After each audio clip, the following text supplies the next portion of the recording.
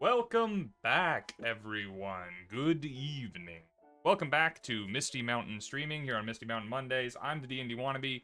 My name is Rob, and we are back for Miskatonic Misadventure. Still cramming as many M's as possible into our introductions, just as a personal challenge. Welcome back, friends, viewers, players. Hey, Majestic Biscuit, more M's in the chat. We are going to do some... We missed a few steps in our last few sessions in our haste. I forgot to do thank yous and our little content warning. So we're going to get to those things here in just a minute.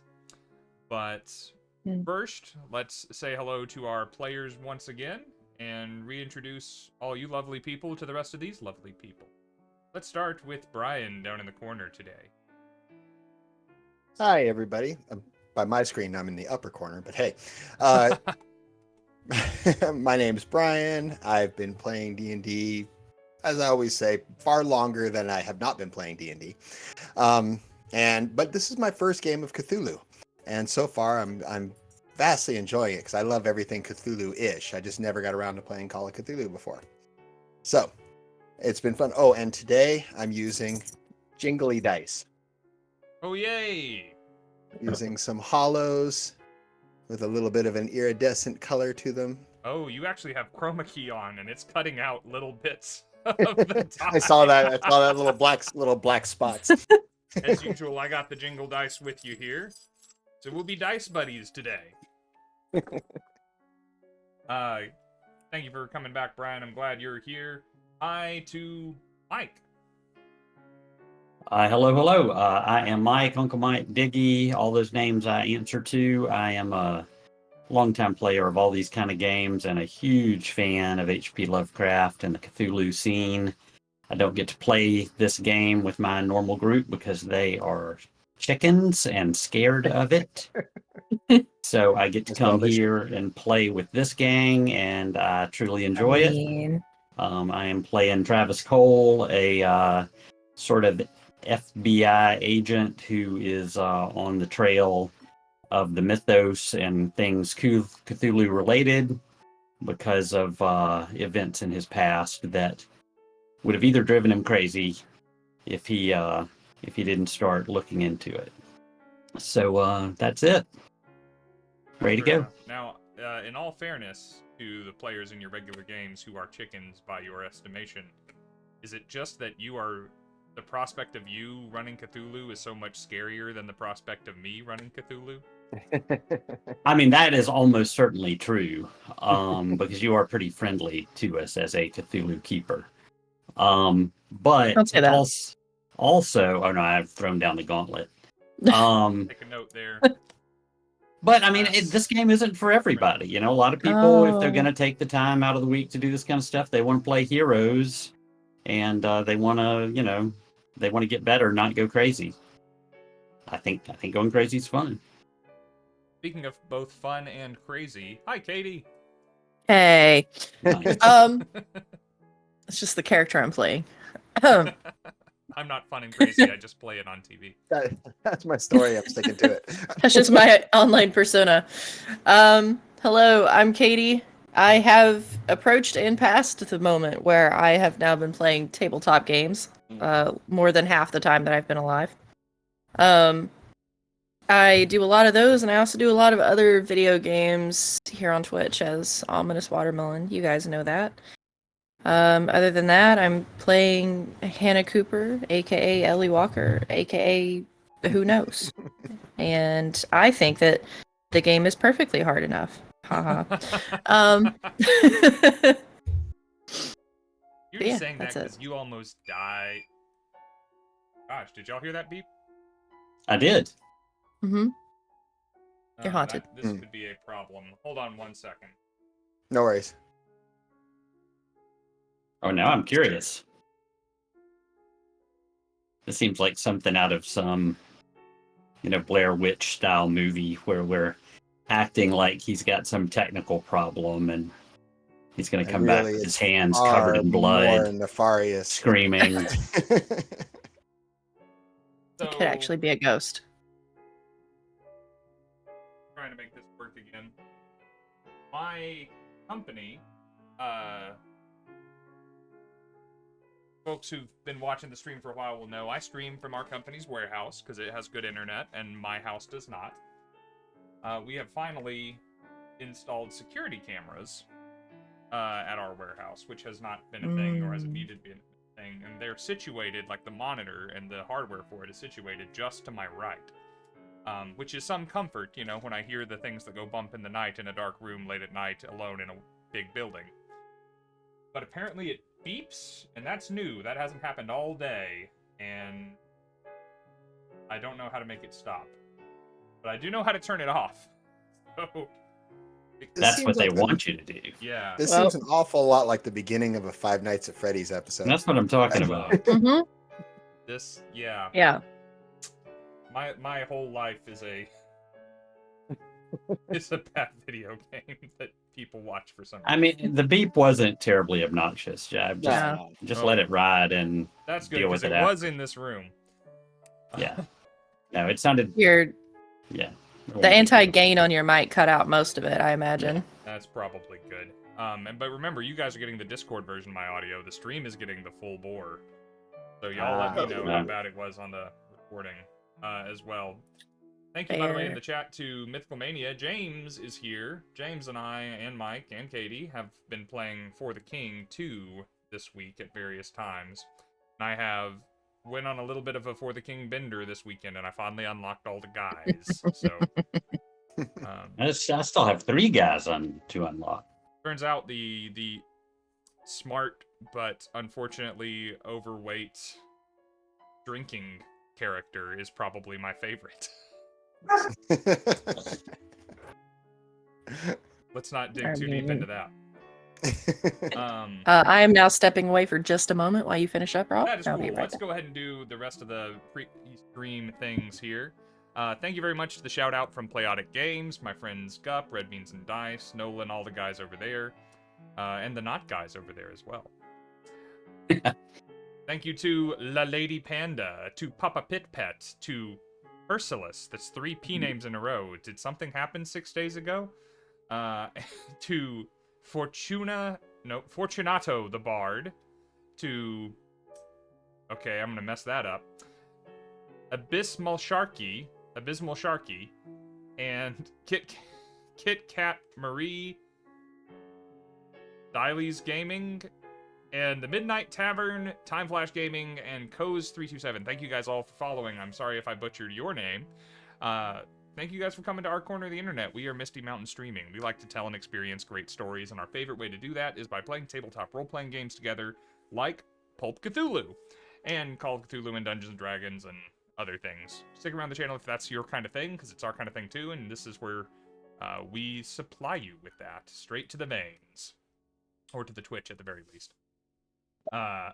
Thank you also to Sally Quinn Creations, to Smallville, to TL Holdren, and to Violet Fim, who have all supported the channel in other ways this. Before we get started into this stream, if this is your first time joining us, we have been playing Pulp Cthulhu, Miskatonic Misadventure, a Cthulhu game for coming up on 10 sessions now. There's a back catalog of episodes on YouTube if you want to catch yourself up. And as a reminder, that I have not remembered to remind all of you for, this is Misty Mountain Streaming's only 18+ stream. This is a horror game filled with horrible things and horrible people doing horrible things, and we are all adults and we recognize what we are comfortable with. We have had discussions on this matter, and we know how to proceed for our own enjoyment, but we recommend that you view with caution. Are there any other little announcements that we should get to before we get to a recap? Anything going on in the Brad or the Mike worlds? The Brian and the Travis worlds? Neither for me. Okay. Same old stuff. All right. So, the Necronomicon was lost. It was in Travis's hands for but a moment. Or Seemed like long. 2 years, depending on how you look at it. An encounter with the Shoggoth caused about, as they say in Futurama, of explosive amnesia. And nobody remembers exactly how the rest of that evening went down. What we do remember is waking up in an asylum. Brad has an alter ego of a fully credentialed psychiatric doctor, Dr. Vargas. Travis has a new cane that is incredibly old. And Hannah Cooper has a scar going down her back. And a little bit more alter ego to her alter identity. Gathering together at a little Italian restaurant called Giovanni's, you meet with your friend? Question mark? Henry Armitage, who you snooker into believing that his friend is perhaps not his friend, as you realize that the man missing from the evening where you lost your memories, one Alvin Barlow, is off globetrotting, perhaps on the trail of other similar items to the Necronomicon from myth and history. You have purposed to follow him, but first, you wanted to search his house, and you wanted to question your server from Giovanni's, who happened to be the only other survivor of the far side of the Eldritch Sphincter incident. Annabelle Sawyer. Brad, leading the charge on the questioning Annabelle route, parted ways with Travis and Hannah, who made a quick and successful search of Barlow's estate, finding, in a secret compartment in a hallway, a fancy gun, a ring, a photograph, and a suicide note for two of his old school chums, one of whom is Henry Armitage. Is there anything that I have neglected to mention that seems important? I will just mention that Ellie, Hannah, and I go to a little bit of extra trouble to try to make this look like a routine break-in. We take everything out of the safe, not just the stuff we found interesting. We turn some stuff over. We leave some drawers open. We take, his mail. I mean, I don't know, whatever is handy. All of his underwear. Yeah. We take one candlestick, and we leave the fridge open. Find just his so the Kit food is Kat, spoiled. take half. Yeah. And then, Yeah. those That's sorts right. of things. Yeah. Wonderful. I'd Squish tear his holes in all of his bread. pants. That's a very feminine crime of the 1930s, is to de-seam all of his clothing. Is that I don't a have time thing? for that. I It is a thing. was If you're never gonna do a that, feminine let's- person in the 1930s. This is news to me. We'll Yes. short sheet his beds if we're going to stay here a while. That's hilarious. Not that long. Oh, yeah. I don't know. Did you mention that I used my magic powers of disguise on Annabelle? He I vaguely did alluded to them. not. You have magic powers of disguise. For anyone who Yes. was wondering in the chat, Hannah has magic powers of disguise. In case you He didn't know. He didn't mention that we used my magic powers to find the hidden safe. That's true. For the fact that Fair. Travis doesn't need lights anymore and is perfectly normal, don't ask questions. What's up? Well, Ryan? it's important because. Oh, Oh, go ahead. I just need to make a quick roll to see if I attain some more luck. Yes, we do need to do that. Thank you for the reminder. Everyone needs to find out if they get some luck. And while you do, Mm-hmm. this I should be don't. old news to people on the stream who have been here before. Thank you to Dabs. Community pillar Dabs, who has been here for 27 months of straight subscribing. Ooh, Wow, that's nice. awesome. Unbroken streak. Dabs coming over to Nice. us from the Oh My Sophie community / now Sophie RPG community. Has hand delivered to us some quality people like Dabs. Very Glad you cool. are here, my friend. So if How'd you do? quick reminder, it's 2d10 plus 10 if I get my luck roll. If you roll above it, it's If I'm above 2d10 plus 10. Plus 10. Got it. If you roll below it, it's a d10 plus 5. Right. Half as much. I rolled Hey, below, but I can add some technically. I'm feeling luckier.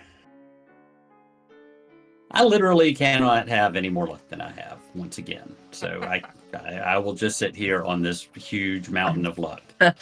I used a little bit last time, I'm but up to about 2/3 of my max. So I've recovered a bit. I hate that y'all said that. Yep. I know Rob. Oh, you're gonna I'm find watching ways to the inside of his head Look, go, take it all away. Mike's known me my entire life. I don't think this is news to him. Mike is wanting me to be meaner than I am. I think the hints were dropped in the introductions. I'm just saying. So I think you should keep doing your style and then let me run one game, and then everyone will like you that much more. I do want everyone to like me. I also think you should run at least one game, and then I get to play and die fabulously. Oh yeah, I'll kill you. So, let's check back in. After this recap, we kind of ended with what Travis and Hannah were up to. Let's find out what Brad was up to. Brad, you had sweet-talked your way into a rendezvous to get a soda with Annabelle Sawyer. Okay, so where are we walking? Are we at some place to buy said soda, or? So that's up to you. If you would like to have prearranged a place to meet, or you can just kind of pick her up when she gets off work, or what have you. Whatever you would like to have arranged. She was amenable to whatever you were suggesting. Okay, so I'll pick her up after she gets off work. Okay. And as we start walking...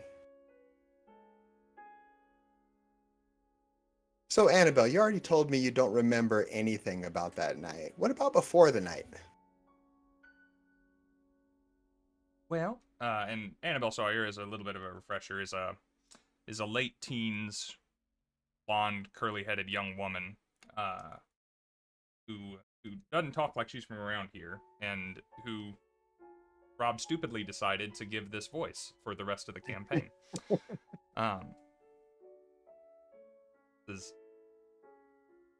Well, I mean, of course, I remember lots of things from before that night, but shucks, I remember being a little girl and last month and last year and all manner of things. What was it you were curious about? Oh, just tell me a little bit about yourself. Oh, well, I like horses an awful lot. I like fishing, but I'm not very good at it. Me either. I don't know how to drive, but I'm hoping to learn. Driving's overrated. She starts spilling into a little list of interests here. Are you hoping to guide the situation in a particular direction? She's starting to list her favorite I just desserts. want to find out anything odd that I can latch on to. One of them's like, I really like to drink blood. It's like, wait, maybe not quite so literal. We need to take a recording of Rob just saying those facts and make that his dating profile. Basically, what I'm trying to do is I'm trying to get her to subtly get into her family. Since that seems to be the area that she's really resistant to talk about. That is correct. Holdren, what's up? What's her favorite color? It's yellow. She says it twice. She's really excited about yellow. And her sign is Elder, as a matter of fact. That's good. Oh. That's experience in my game. That's awesome. She can draw a perfect pentagram. You start getting, as you listen to her, it becomes obvious, and you think it's obvious to both of you that she's continually evading the topic of family. It's hard to talk for 5 minutes about your past and your likes and dislikes and not bring up whether or not you have brothers and sisters or what you and your mom and dad used to do or anything, especially when she's led such a comparatively short life. So as she's going on, I kind of plug in there. My dad was a bit on the mean side. See, I think you already have a check in your fast talk. Yes, I do. Okay. What about your charm? Charm. I do not have a check there, so my score is not fantastic. So, I would like to give you the opportunity to do this. I think you're taking the correct steps and whatnot, but I would like to give you the opportunity, if you would like, to get a check mark there. Okay, Or we can I'll just give it a talk shot. and not. Now, if you roll, you open yourself to the consequences of failure. Of rolling badly. Yes. All right, I don't know let's if see that's what I a got. risk you want to take, but you guys are, well, you're not the lucky one in the party anymore, are you? Well, I don't have a ton of luck. You know what? I'll start with just talking to her. Okay, that's fair. And then if I need to make a roll down the stretch, we'll go. There we go. Okay, I don't want it to be said that I didn't give you opportunities to No worries. get XP and level up. All right, she's Well, my dad I'm was a still bit gonna of say it. was a bit of a mean sort. Oh, he was? Mine was a Yeah. sweetheart, but most of the time.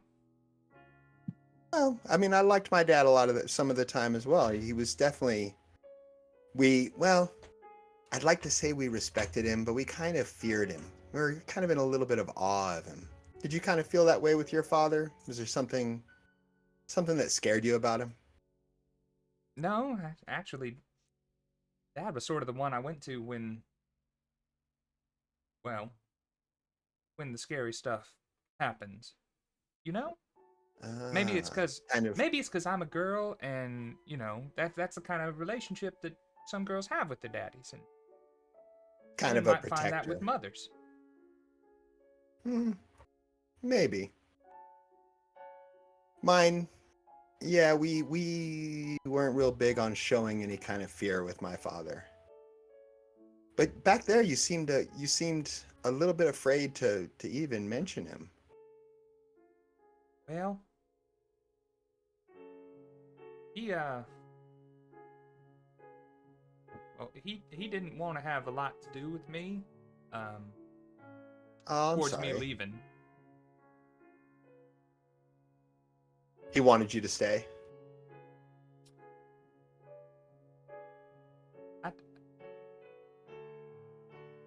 In all fairness, I'm not sure he really cared. Not one way or Oh, another. that's a shame.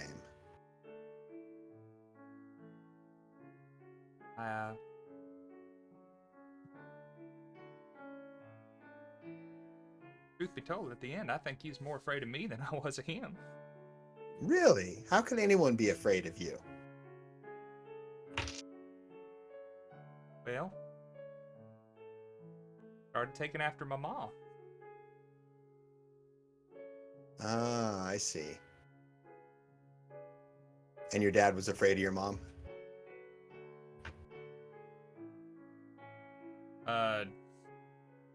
Now I would like you to make some kind of a roll. She's going to respond. Just in what way she responds. Okay. Determine here. Do we want to look at persuade? Do we want to look at... Whatever you feel you would like to roll. You would like to... Let me see what I got. Just make her feel like... Have her drop the defenses, or if you are trying to like... Remember, persuade in D&D and persuade in Cthulhu are different. Persuade is like... debate, almost. Yes, it's making a logical argument. Can I use a listen roll? Basically, listening attentively enough to where I feel like her guard can drop just a little bit. Or would you prefer either a charm or a fast talk? I would prefer one of those, because listening is literally hearing, not your attentiveness. Right. Not being a good listener. It is hearing well. That's kind of what I was. That's kind of what I was reaching towards. But okay, I'll give it a shot. You could make a good argument for psychoanalysis if you're good at it. You are Dr. Vargas. Psychology is not bad. Psychoanalysis is not good. Psychology is not bad. I'm gonna go ahead and go with charm. Because I don't really like trying to fast talk, because I have a feeling that will backfire on me if I do it too long. So let's go with charm. Okay. And ooh, that's actually not bad. Is it Charm. What would an extreme success be on charm? I don't have it written down. It would Its be- base is a If it's- 15, so you'd need a 3 for an extreme. Okay, I got a hard success, which is I got an 04. Okay.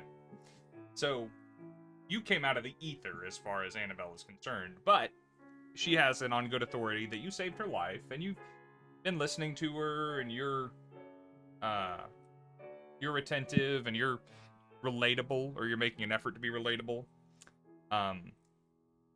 So she kind of, her shoulders relax a little bit, and you didn't know they were tensed until you just saw them come down. She says,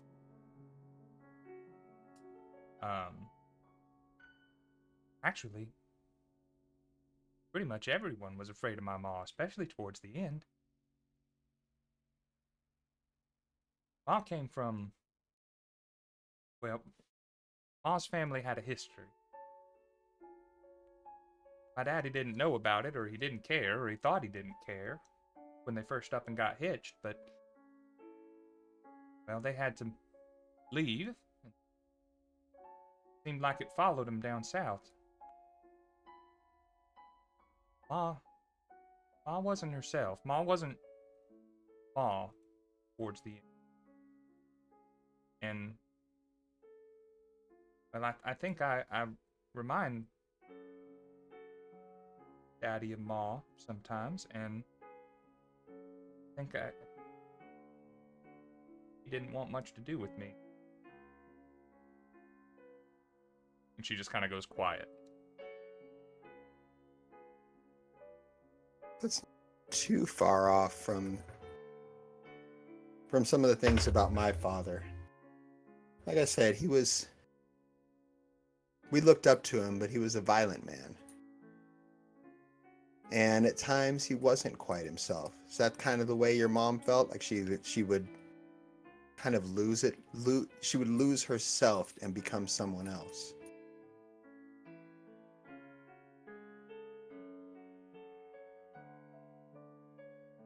Remind me, are you Vargas to her, or are you like Mr. Xavier? I'm at this point I don't remember ever actually giving her my name.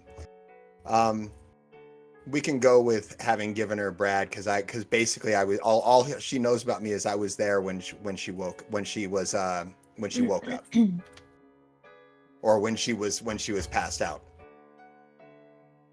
Says, Mr. Xavier, I'm gonna tell you something that I haven't told anybody. I'd be awful appreciative if you'd keep it to yourself. Not that there's anyone that you're likely to tell, but frankly, if the wrong folk go to believe in the kind of thing that I'm saying, I might wind up in the nut house. I understand. I've been accused of some strange things myself at times.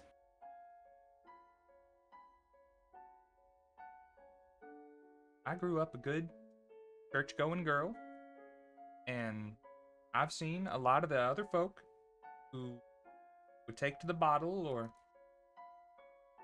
something else, and they would lose themselves and they would act different, sure, but they were still them. They were just different, right? They just lost some control, some sense of themselves, decorum. That wasn't my ma.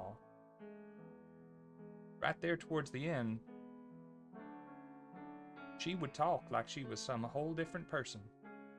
And she would say things that nobody knew, could know.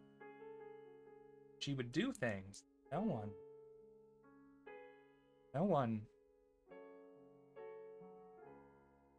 She kind of stares into space for a second and then turns and looks at you. When I say my mother was not herself, I really mean it. And I don't know who she was. She scared the living bejesus out of Dad and me. Then the way she went, fire,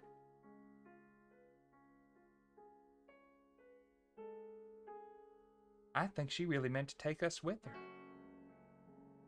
And I grew up a good church-going girl, and I know where she was headed.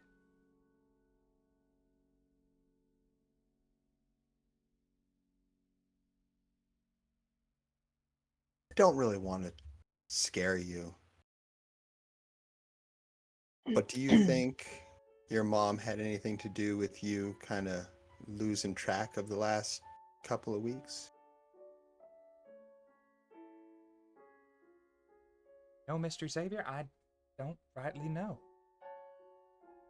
What I do know, and what my daddy told me, is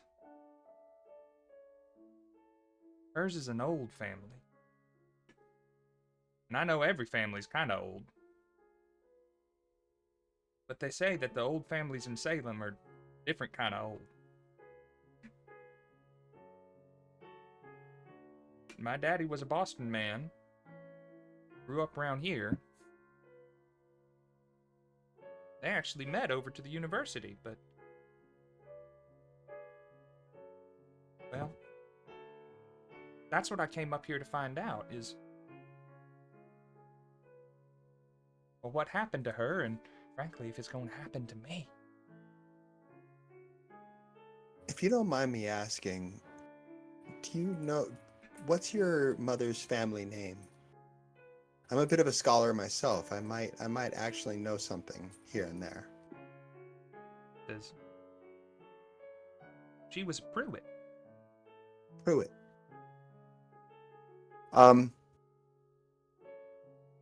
So my history is pretty solid. My occult is through the roof. Mm-hmm. What other skills might apply to determining if I do recognize anything or have any insight into the history of her family?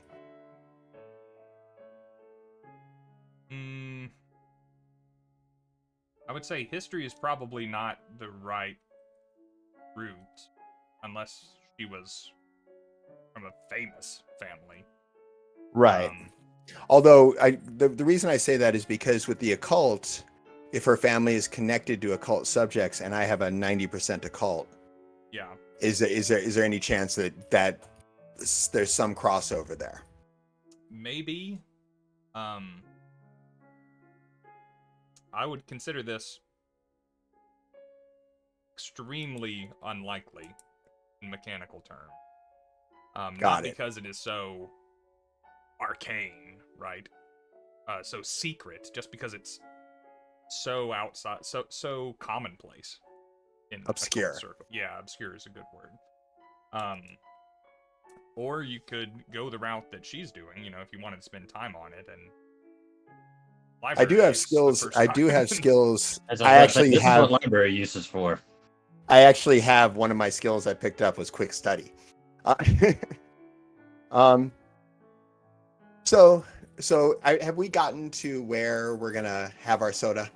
Yeah. I mean, unless she's just kind of been following you, so you could have circled the same block 4 times talking to her, and she may not have noticed. Before we go in, because I probably won't carry on this line of conversation once there's other people around. So if you don't mind me asking, where's your father now?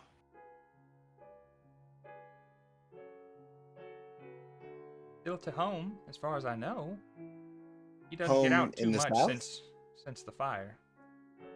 Home down south or in Georgia? More local? Yeah.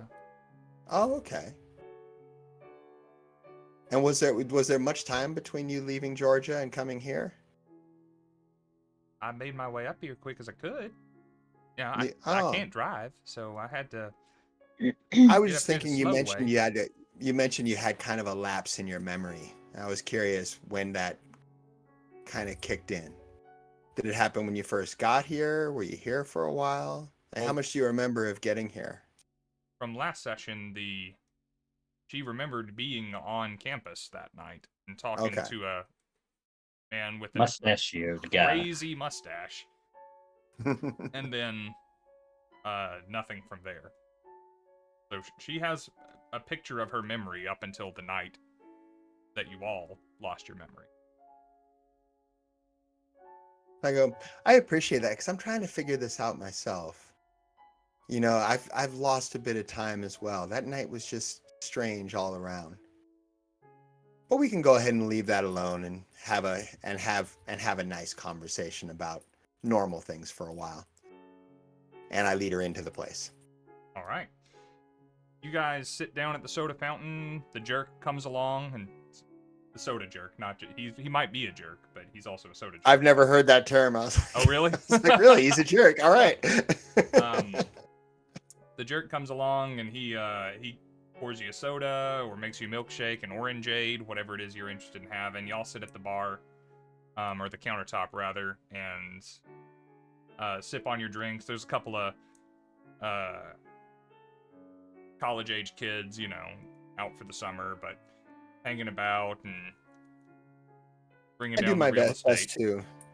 To avoid the Inquisition for a while and just kind of talk about flippant things and try to keep her comfortable. All right. Well, you realize a few things through the course of the conversation. She is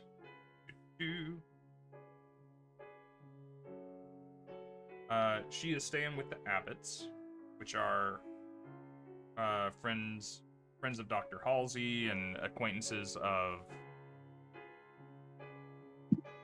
Henry Armitage, of whom she speaks highly by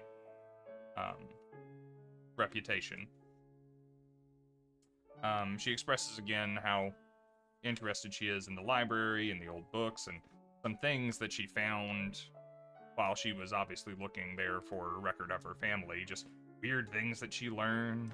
And do you know prawns are cannibals? They eat their own babies. Isn't that disgusting? How could someone eat their own babies? Can you believe that? A lot of strange things happen in the wild. And she handily fills half an hour with you hardly having to contribute to the conversation. But she turns it to you as you hit the bottom of the second refill. And she asks you a little bit about yourself, and you can be as closed or open about yourself as you wish.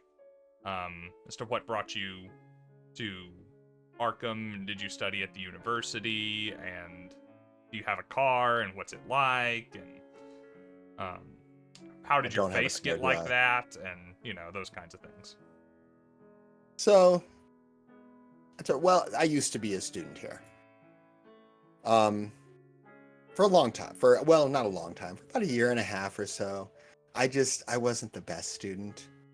I take that back. I studied a lot. I just didn't study the things I was supposed to study for my classes.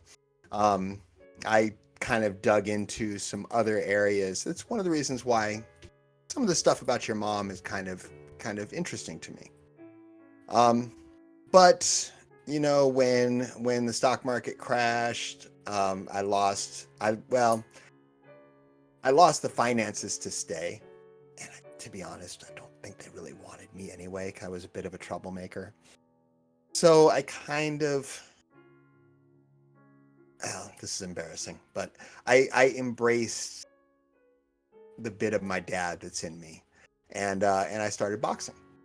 Hence I point to the scars and the various lumps. And I was actually pretty good. But I was also one of those boxers that got hit a lot. And needless to say, I'm not as pretty as I once was. But it paid the bills for a while. And then I got some information which kind of drew me back here. And that's why I'm kind of interested in, a lot of things. Unfortunately, I have to leave for a while soon, but I'd really like to get you into the library and help you look up some stuff on your family. I know that library really well. And I have an easy time finding chunks of information. Let's put it that way. Well, I really would appreciate that. You said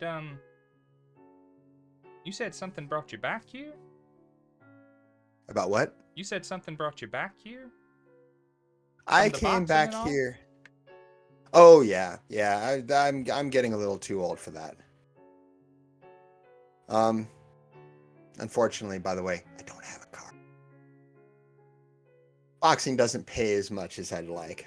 I'm kind of in between situations here, but luckily that really tall friend of mine is going to facilitate some travel for us. So we're going to go on a little bit of a fact-finding expedition. But when we get back, I would definitely love to kind of haunt the library with you for a little bit. Well, she seems excited by that proposition and begins questioning you when you'll be back and, where to, if you have any tips or anything. And she kills another 15 minutes with you. At which point she kind of looks out the window and realizes, it was sunset handily by the time she was allowed to leave Giovanni's, and now it is quite well after dark. Neither of you having a car. She is planning to get a cab home. Offers to share it with you if you're heading back towards the university. The Abbotts have their place not far off campus. Where am I supposed to meet Travis and Hannah? The directions were get yourself to the airfield bright and early in the morning, I believe.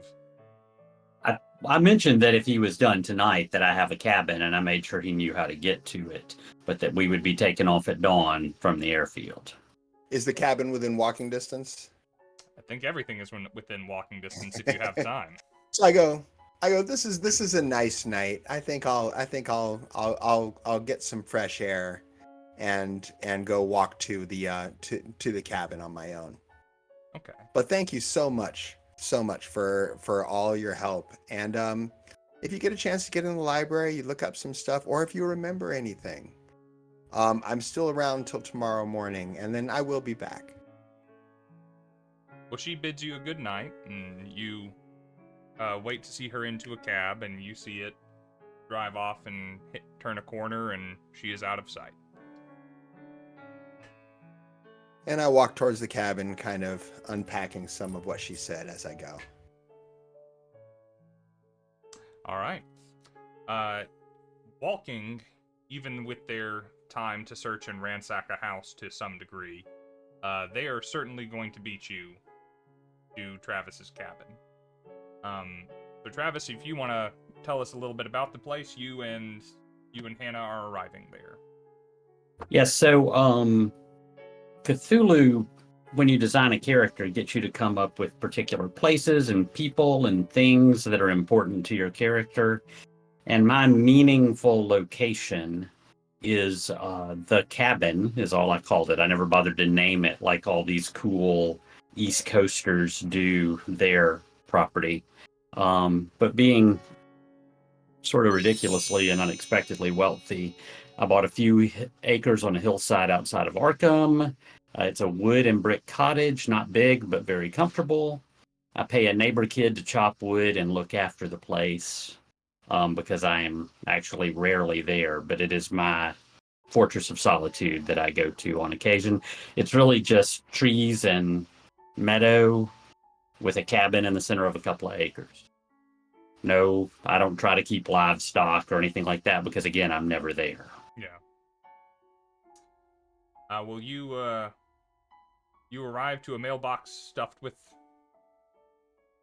letters and periodicals and other things, which always provides good kindling for the fireplace.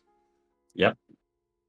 And you pull in and let yourself in with the key you keep hidden in some special place. And I actually have a note here that it's Yeah. under a little statue.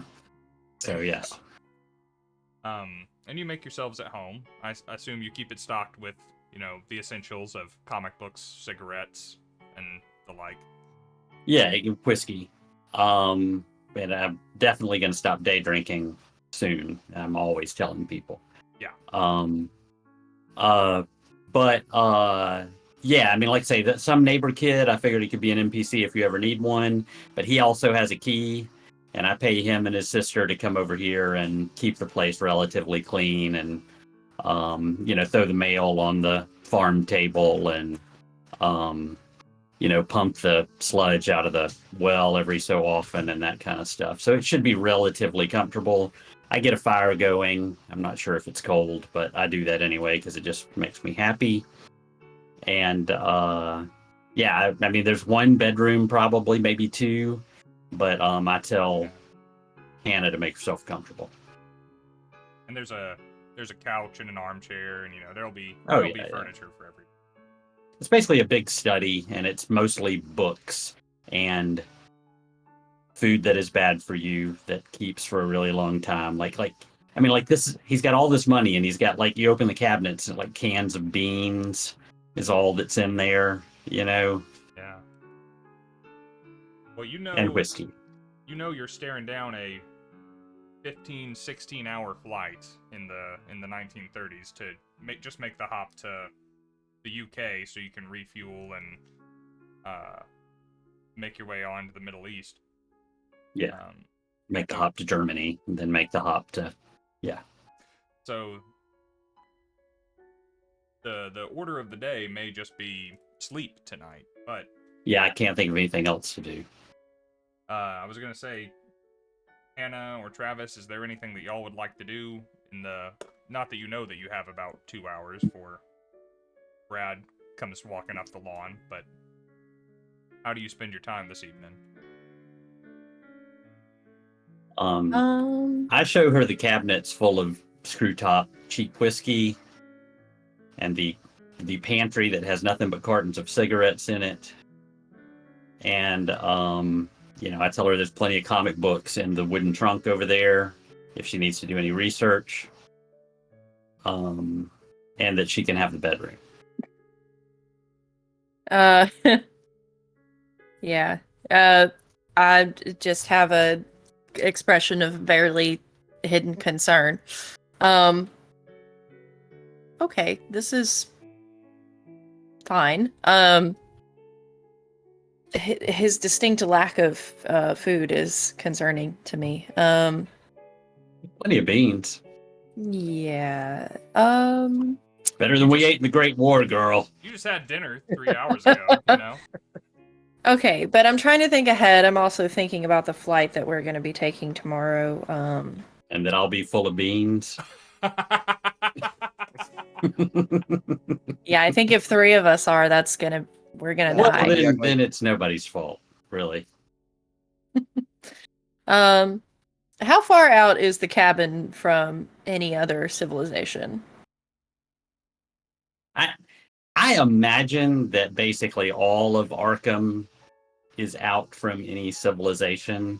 My vision of it was always that there's a main street with some stuff on it, and then everything else is basically rural. Out in the woods. Yeah. Yeah. Okay. Well, I briefly entertained thoughts of maybe going to a store or something, but it's late and I'm tired, and that can be done. We could have stopped on the way at another here time. if you needed a sandwich or something. Yeah. Well, most respectable places are closed. You could have gotten to go from, Well, it's more like snacks and Velma's. provisions for being stuck inside of a tin can with 2 people for 16 hours. That's Yeah, I don't I think spent hours researching to find a plane that was small. Because there's actually, at this era, there's actually jets already. I mean, sort of. But, I didn't think he has a plane that holds 40 people. It just doesn't make any sense. Yeah. No, yeah. So, yeah. But no, I think in the 1930s, unless I'm just way off base, there's not a 24-hour 7-Eleven for you to go pop by and get some non-perishables. Yeah, Yeah. that we Especially could in a have small anyway. town So like this, you'd be lucky to find anything. You'd be lucky This to is- find anything open. This is a college town. Velma's Diner is out there and 24-hour cup of joe and breakfast food all day, but a convenience store or a grocery store open late. If you want to walk down the hill, there's some crabapple trees, wild crabapple trees down there. no, the point is that I'm not actively worried about this. I'm just talking about my character's inner monologue right now. If you were thinking about it, you could have taken Barlow's shit when you were ransacking his house. Yeah, You did that's true. leave We the could have made a refrigerator couple of open. sandwiches rather than just knocking his garbage can over. Did not anticipate Travis being like this, which is on me, honestly. I'm not sure how you didn't anticipate Travis being like this. I have other things to think about, Okay. like Cthulhu. Well, this is way better than we ate in the Somme. That's all I got to tell you. Okay, listen. In the trench, We're not in the trench. chewed on my We're shoe. in a cabin of a man who supposedly has money in his pockets, and I'm concerned. I'm just gonna like sit down and take a look at the suicide notes that we found in Barlow's house. It's a great call.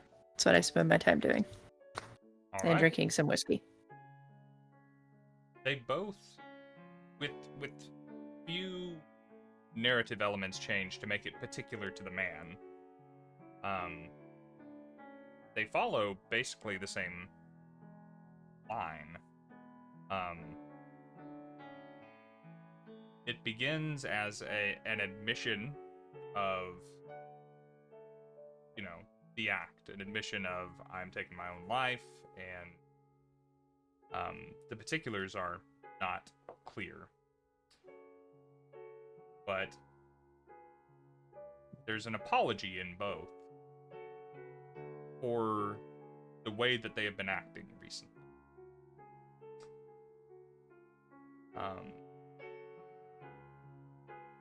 Apologizing for estranging people and things that might have been said or done that were untoward or unusual, and an admission of madness. That in a moment of clarity, they have decided to end themselves before they become a danger to others. Are they in the same handwriting? I'm just wondering if Barlow was clever enough to try to forge. What a good question. They are not.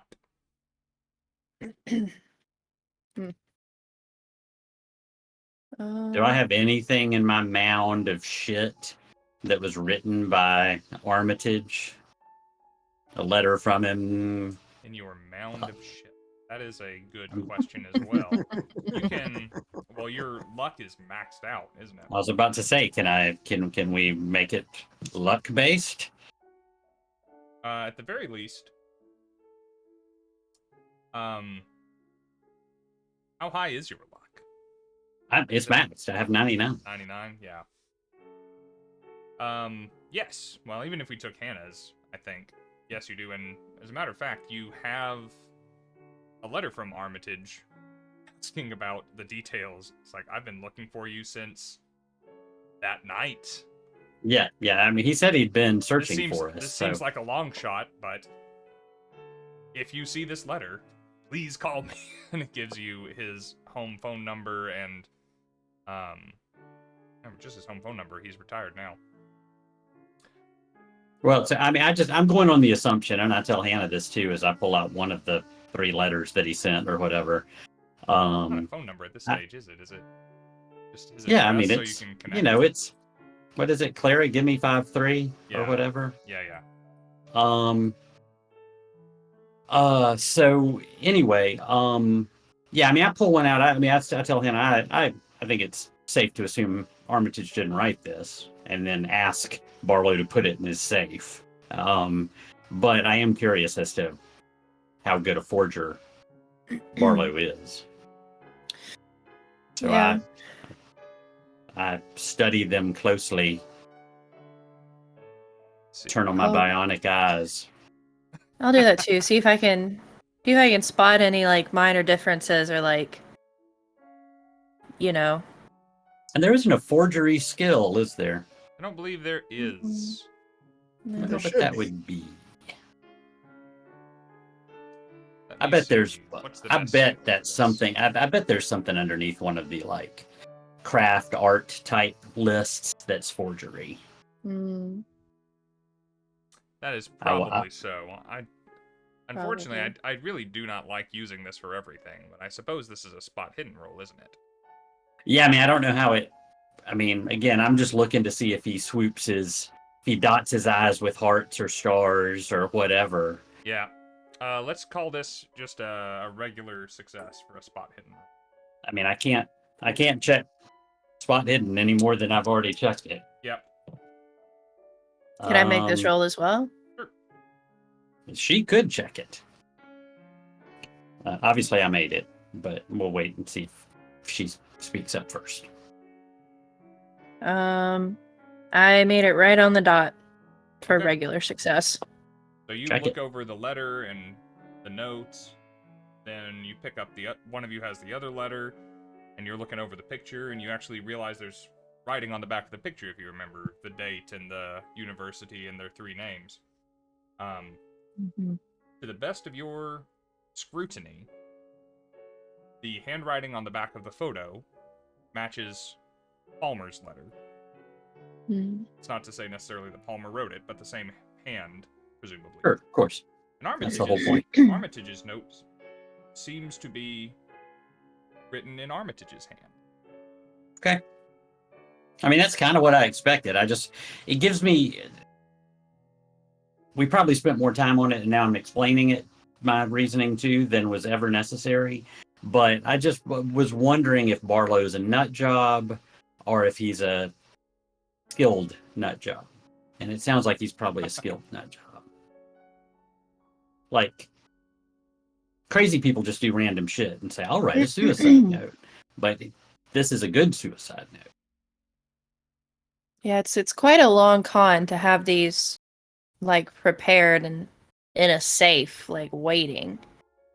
Well, I mean, we don't know how long ago he wrote them, but we know that the picture is of him and Palmer 20 years ago. So these are his old buddies that he is planning to off. Probably all for the book that I refuse to say the name of. Yeah, maybe. I don't know. It's suspicious. I don't know. What do we know anything about Palmer's role in life? I mean, I know he is the sponsor of whatever Barlow is doing in Jerusalem, supposedly. But, I mean, is he an educator? Is he a billionaire or millionaire in this stage? Is he an industrialist? Is he a bum? I mean, like, what is he? Or we don't know. We don't know. Off the top of your head, you do not know. However, yeah, that's fine. There's plenty of things I don't know. A bunch of periodicals in that mailbox. One of which is the one that the orderlies were reading earlier today. Yeah, I mean, we'll see what we can figure out. I'm not much of a researcher, but, you wouldn't know it by the way I comb through pulp novels and comic books looking for clues. And I meant to ask this, and I will after just a minute, because another thing that I meant to do was to thank TL Holdren for gifting James a subscription to our channel. So thank you for doing that, Holdren. Appreciate you. And James is he also that now. bought Brad an elder sign, but I think you already saw that. Yes, I saw it late, but I saw it and it's up there. I wasn't going to interrupt y'all's role play to mention it. What, just for my own knowledge here, Travis reads all these comics. What is his favorite character? Like, what's he the biggest fan of? Oh, I mean, at this point in history, these pulp novels are going to be... No, it's going to be something darker than that. It's more like horror type stuff. The Creature from the Black Lagoon type thing is what he thinks is actually probably based in reality. It's where these inspirations come from. Could be something extra planar, beyond the veil or whatever. So that's certainly what he's interested in. Gotcha. You're not going to learn anything from one of those romance novels. No. All right. Well, why don't, if y'all are interested in Palmer, if that kind of catches your attention, you have a lot of letters and papers littering the table here, and some of which have been used for kindling, perhaps. But if you would, you can make a library use with all of the... I mean, it's the same thing, you're just not in a library, to try and comb through and find anything out about Palmer. Yeah, I'm unlikely to succeed, but I thought Ellie might be a little better at this. Yeah, I'll definitely look around for stuff about Palmer, and I'm also kind of skimming any pictures in any of these periodicals if they have any. I'm trying to keep an eye out for a man with a at least slightly Prominent- distinctive prominent mustache. mustache. Yeah. Anything that stands out, you know? Yeah. I'm kind of trying to keep an eye out for both of those at the same time. Well, let's see. So library use would be the one here? Yeah. Yeah. Okay. I'm not great at this, but I'll try. I Best rolled a and most boring Cthulhu character. Great at library. well, I mean, rolled a 37, which is not a success for me. But and I rolled a I 44, which is also a fail. But I am You really curious. need my character there for this. I'll burn some luck. I'll burn 24 luck Okay. and get a success out of it. I don't get a check mark, but I at least get a success. All right. Is any of that luck coming from the corner of my screen, or 10 of it is thank you for the reminder. That's very kind of you, and I will give myself 10 back. there you are? Yeah. All right. You are. I Flipping... can. Oh, go ahead. Oh no, I was. Go ahead. You go ahead. Side thought. So, you're flipping through. You actually find, very incidental mentions of Palmer in a large amount of the papers that you have delivered and scattered here on the table. It seems practically assumed, almost, on behalf of the paper that you know who this is and who they're talking about and why they might be there. Included in an article. There's an incident, and it says, and the Palmers were instrumental in this event, or things. You find actually a new branch of, or a new wing being added on to the medical building at Arkham is there, and there's a photo, and it's a significantly older version of the same man from the portrait that you have, saying that the Palmer wing has been opened, and it's going to involve this much space where these studies are going to be taking place, and this new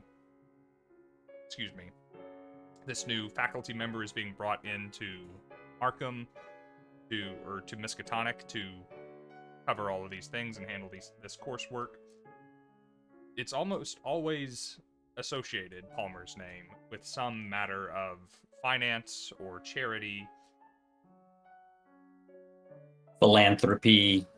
Yes. Is there also sort of an ancient history vein going on here of the stuff that he supports? Like, I'm assuming he didn't build a math wing onto.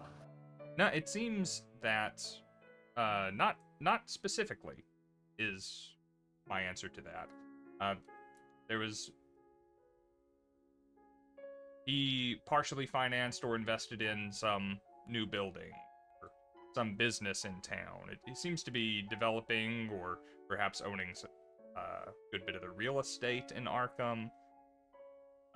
As far as you can dig into it, it seems like the Palmer family, and this is where you get the wires begin to connect, right? Is the Palmer family seems to have made a fortune recently and in the past dealing in antiquities and artifacts. And some smart decisions and some prudent investments have kind of built up the family fortune. And so it makes perfect sense in the article from earlier this week, but that the orderlies were reading today, why the Palmers would be investing in a venture by Travis Barlow to fly literally halfway around the world to go look for some old stuff. Got it. All right. I have put down that he is a philanthropist, developer, and the antiquities trade is the source of the family fortune. And the picture, just for my last question, the picture of Palmer Barlow and Armitage is of them at school together, on the beach in Speedos together? No, it's on the quad at Miskatonic. Okay. Do they look like... I mean, if it was only 20 years ago, what are their relative ages? Barlow. Armitage is old. Yes. Barlow is the youngest of the group, by over a decade, by your estimate. And Palmer is probably nestled between the two. Okay. That's a weird choice of verbs. Also in the photo, he is nestled between them. Lawrence is his first name, if that hasn't made it in anyone's notebook. It has not. Lawrence Alrighty. called me Larry Palmer. I concede the rest of my time. It's as you To guys Ellie. are poring over this, and you know, there's several butts smoking in the ashtray, and you know, the last few cubes rattling around in a glass of whiskey. But we don't have any ice. Oh, okay, sorry. I'm just joking. Go ahead. I'm just trying to piss Ellie off further. When Brad, you make your way up towards the building. Now, Brad, if you would please, I'd like you to make a spot hidden roll as you're coming up to the building. Alrighty. Let's see what we got. Spot hidden, spot hidden. That is going to be a failure. And Alright. it's a big enough failure where I don't want to spend luck to make it doable. All right. As you approach the house, you see a light on in kind of the dining room area, and the curtains are drawn, I'm assuming. You don't want anybody peeking in on whatever you're getting up to at the cabin. But you see the car out in the driveway, and you know... We're getting to absolutely nothing, just to be clear. Oh, no, this is So Travis's sanctum, you know. You don't want people peeping in at all the Cthulhu stuff. I give the Or when door you- a knock, but I do promptly open Clean it the 2 big seconds ones. after I give it the knock. Okay. I didn't load a revolver. Just sideways in the night. Yeah, just I try to I invent like gangster style and just start shooting it. You guys are welcome to converse over what you have learned, or you can say that you did that and then go to bed, or we can hand wave they- or dig into this as much as you guys please. Are they still poring over books when I arrive? There's I'm imagining there's paperwork like scattered over the table. Yeah, I have people to clean up, so you can tell what we've been doing, but really we just went and got a bottle of Old Crow and are seeing if we can finish it before bed. I kind of look at you, kind of side-eyed. What are you two looking for? What's at the bottom of the glass? Well, I like you that. don't have to sound so suspicious. I'll know. pour you one and hand it to you. I take it. Like kinda literally a scan- full glass of whiskey. I take it, kind of scan over the papers. Find anything? His We name is Lawrence Palmer. He's a philanthropist. Anyway, I tell him the whole thing about breaking into the house, getting the stuff, the suicide notes, comparing the handwriting, trying to figure out who the heck Palmer is. So I tell you all that. Hannah, what were you Yeah. saying there? Sorry. same thing, you're pretty good. much. What? Now, I'm sorry, they you cut both- They both failed their library rolls, right? Nope. Well, I made mine thanks to Oh, okay. luck. Okay, so you found what you needed. Mm-hmm. I found what there was to be found. I suspect we will not find what we need until it is biting us in the ass. Because that's the way Kind this of game shrug, goes. sit Like down, it does. and as they look like they're about to go to bed, I'm going to shuffle through the papers for another hour or so and just see if there's anything that I can spot that might be valuable that they have missed. I got you. Oh, I do want to pass along the information that I got from Annabelle, that she said that the night she was on campus of the retirement party, that she met a man like give to him the description of the guy. So in case you see or anything that might be similar to that, that might also be a clue. And as I'm looking at the papers, I rehash my conversation with Annabelle. Starting with, well, according to Annabelle, her mom is batshit crazy. And I don't know if I'm reaching, but I think I might have tried to shoot her. Tried to shoot her mother or her? Whoever that really beautiful woman was that I tried to shoot and wouldn't die. I don't think that was her we mother. know her name. Yeah, Saida, right? Saida al-Salam. Yeah, Well, I don't think that We they're even know what it related. means. All I know is Annabelle's got to be a part of this somehow. Well, That And woman is like, she kept talking about her mother being possessed Hmm. and how her mother supposedly died in a fire. And there's something here, all right? I mean, but would your mom shove you in an eldritch sphincter? I mean, really? According to Annabelle, her mother is just the kind of woman that would do something like that. Wow.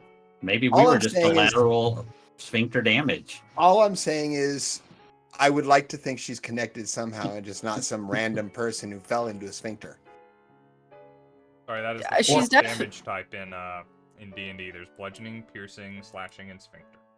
That's right. I mean, there's definitely something going on. There's no way she was Right just now, I'm just randomly thinking of all chosen, the right? weapons that do that damage. Mm. Ew.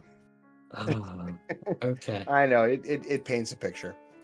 Um, Anyway, I have to believe that she's involved in this somehow. That Well, I she's mean, connected to she's- this somehow. she's definitely involved and connected, but I do not think that Saida has been masquerading as a rural housewife from Georgia. That'd be a She kept stretch. saying- But I mean, there's more than one person involved in this.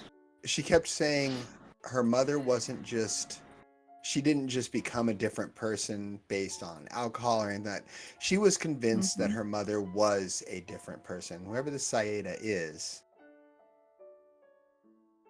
Well, I mean, I all three mean- of us were targeted because we have, I assume, previous experience with the occult in some way. Maybe her.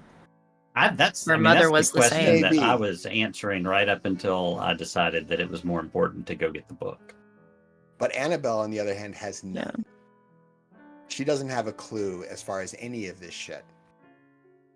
Well, she So may that just leads have me to believe her ability background or something. has something. Maybe. And I could be reaching. You're absolutely right. She doesn't have a But- clue as far as she knows. She is missing a significant chunk of time from her memory. This is true. She may have seen or experienced something that she just doesn't remember yet. I need to find a She hypnotist. just talked about her family being her mother's family being very old Salem family. And the wording that she used was a special kind of old. And if you listen to her talk about it, it's like one of those notorious families, one of those families that has sordid incidents throughout their past. Now, we obviously need to fly out tomorrow. Otherwise, I would really like to get into the library and take a closer look at this. But let me ask you, does the name Pruitt mean anything when you start thinking about Salem and you start thinking about witch hunts and other events that you may have investigated? I mean, Rob does it. I would kind of say the same thing as far as Brad goes. Like, this would be very obscure, so not based on its secrecy, but it would require an extreme success on Right. either your occult or your. It didn't happen to trip across the word Pruitt tonight reading 12 newspapers or anything. You did not. Okay. On occult or what? Mythos. Well, I can try Mythos. No, I'll try it. I'm You never know. curious to know what Holdren clipped that's called "We Are Adults." Actually, suspect it has like something that's to do with sarcastic. sphincter damage. Probably so. It does. Yeah. I'm just gonna. I'm willing to take the bet. As a matter of fact. so you mentioned rolling for a cult. Could I still do that? Yeah. Or not a No. cult, mythos. You can roll for mythos. What's your mythos? My mythos is, where is it? 11. 11. So you would need to get a 2 or a 1, but you can roll okay. for it. 11 would be a 2. I love these dice. Yeah. I have faith in these dice. If they Okay. don't, if I mean, hey, wait, there's always I luck. gotta put these somewhere to where if I'll- I manage this, I can move the camera down to show that I am not fudging this. I And failed mine. There's no reason to move the camera down because I'm nowhere close to Nowhere close. succeeding. Not by Okay. much, actually. Yeah. I could not have failed my mythos roll like much harder than I did. Oh, you got to tell him if you roll a fumble. Yeah. I rolled a 99. Yeah, that's a mythos fumble. Yeah. What do we do? What do we do on fumble?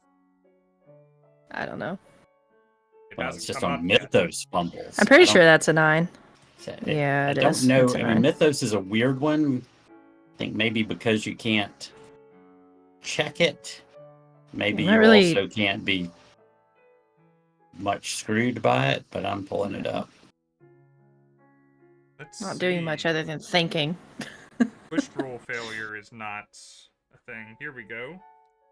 A fumble means something really bad occurs. Something worse than a failure.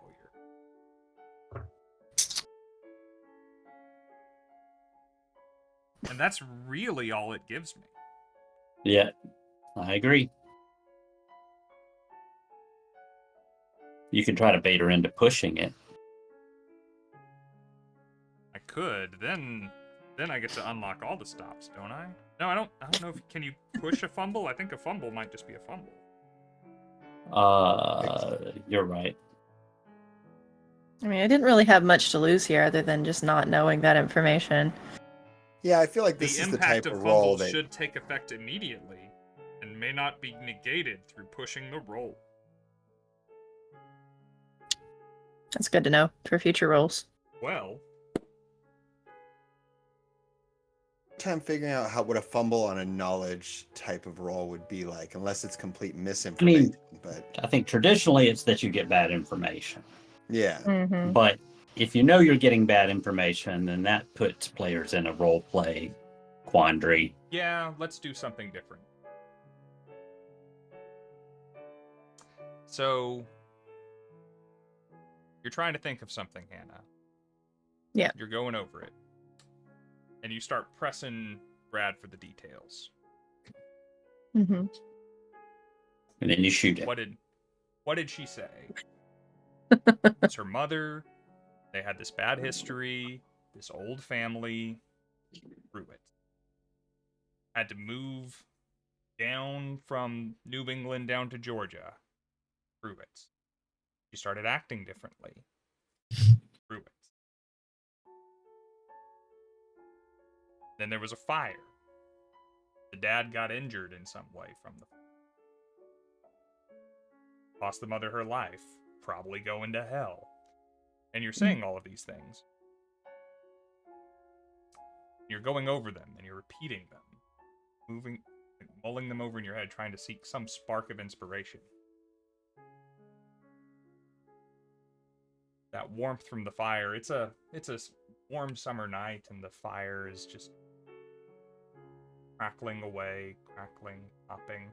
Then your eyes focus on something, this little flash of color. Some little motion in the cabin. Arts, curtains on Travis's kitchen window. You thought for a second you saw something outside.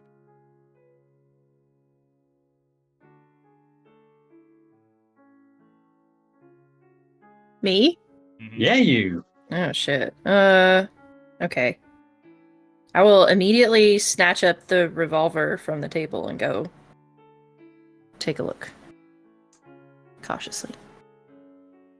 You snatch and move quickly, cautiously.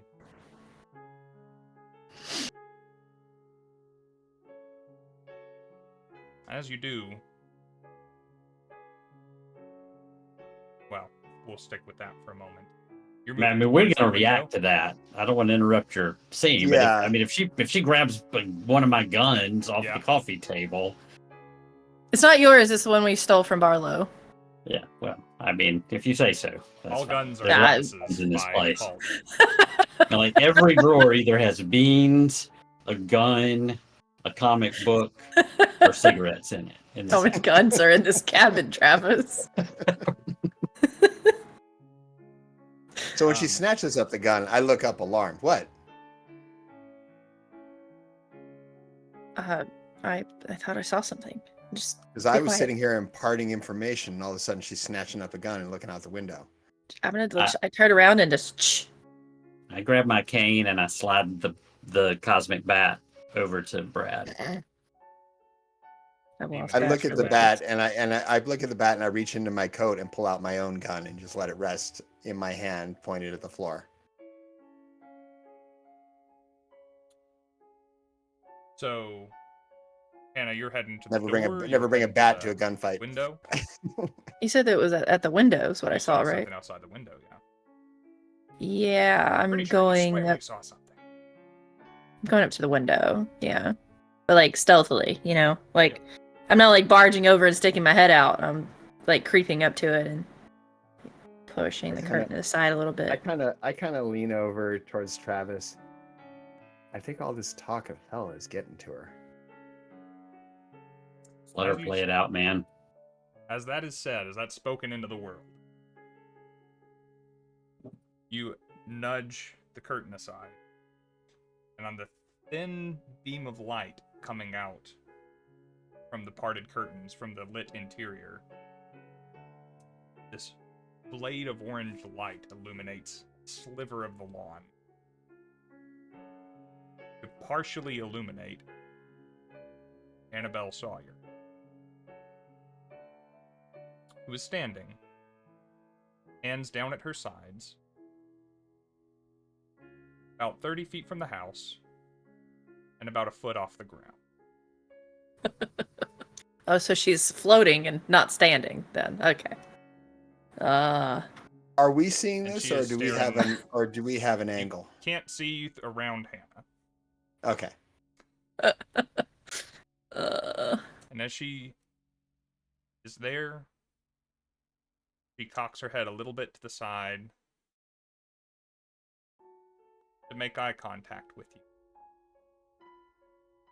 And smile ever so sweetly. That's nice.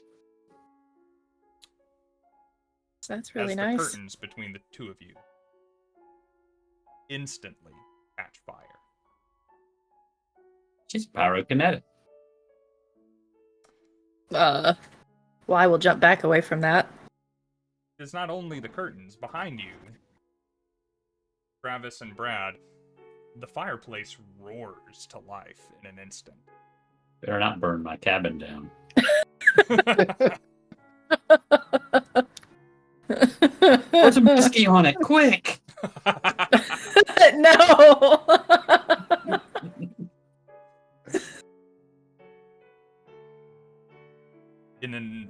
In seconds, the room around you is encased, wreathed in bright orange flame. Just like a What little did you story do, y'all Ellie? were telling moments ago about a house down in Georgia. I'm running out the door. This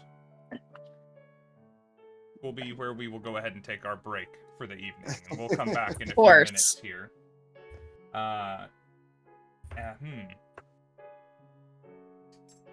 It is an interesting game mastering challenge for me to roll with punches and not do the things I planned. But this will be interesting. We'll be. I'm somewhat curious.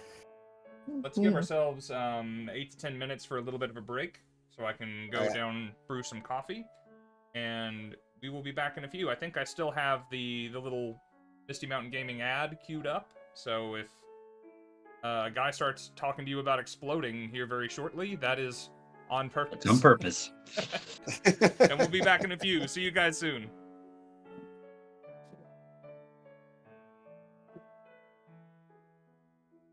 Oh, that's not working. All right. We're doing it manually. D&D players, does this ever happen to you? Man, I sure love not exploding. Spontaneous human combustion has 200-sided reports, and none of them own Misty Mountain gaming dice, so why risk not having them? With the wide selection of unique and stylish dice, there's absolutely a set that's going to speak to your unique character. I mean, yeah, but what's the big deal? I can get dice anywhere.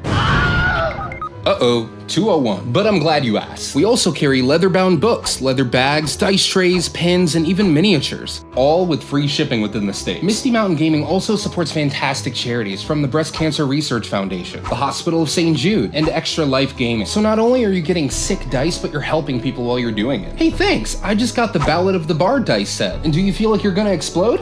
Nope. So visit Misty Mountain Gaming today and use code MOSAIC10 to get 10% off at checkout, or check the link in the description. Yo, J Mosaic, what's up? Yo, what's up, Damien? Okay, 202.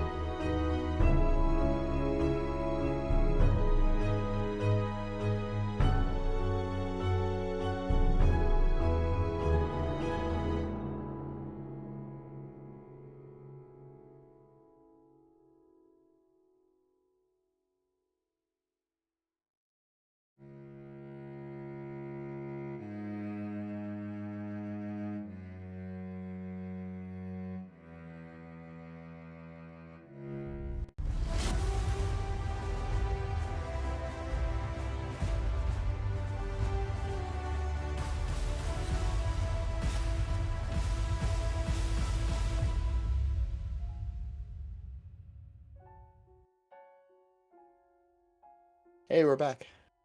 There.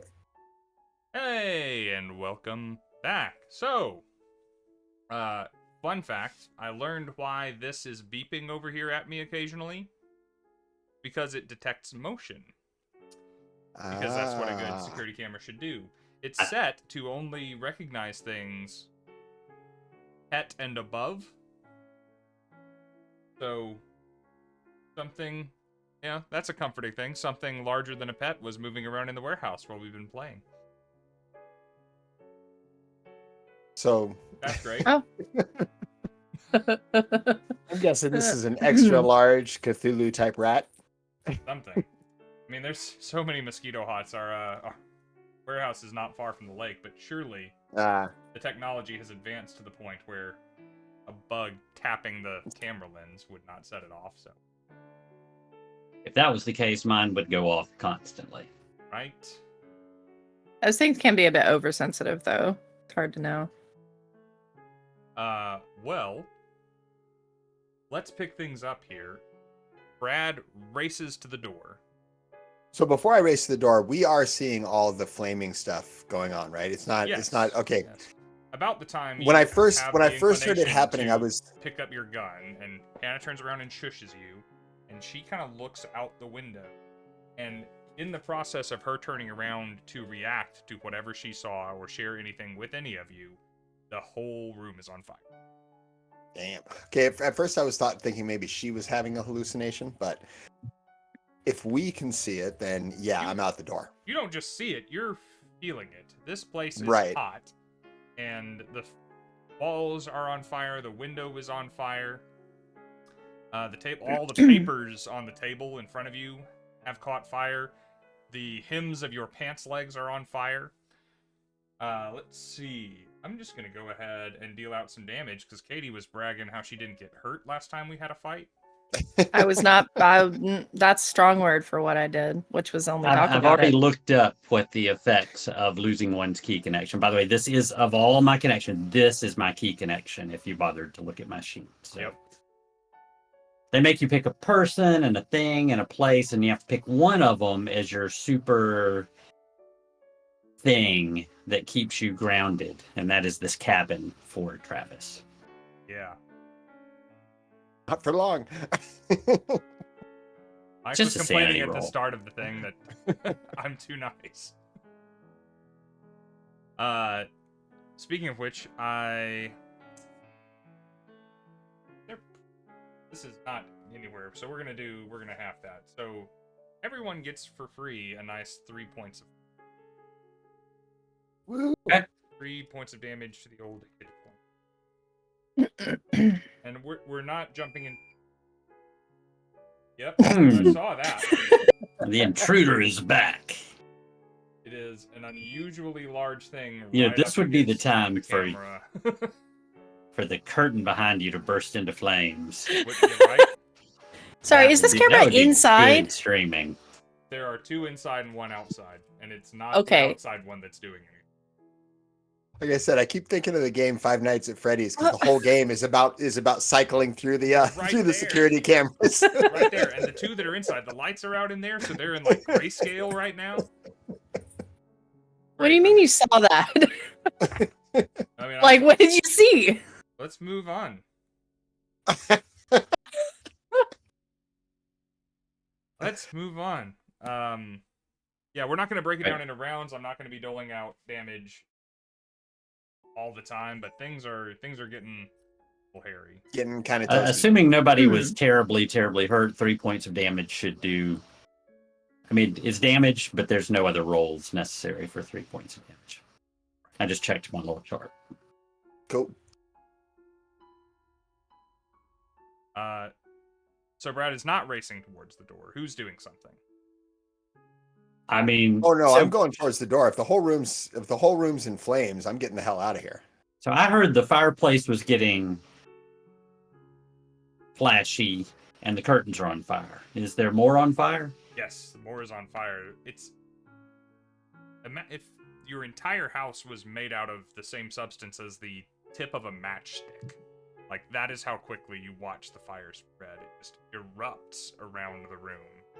to touch and cover everything, including, again, parts of you. Gotcha. Well, I am going to get the suicide notes and the picture, the photograph out of the pile of shit. Mhm.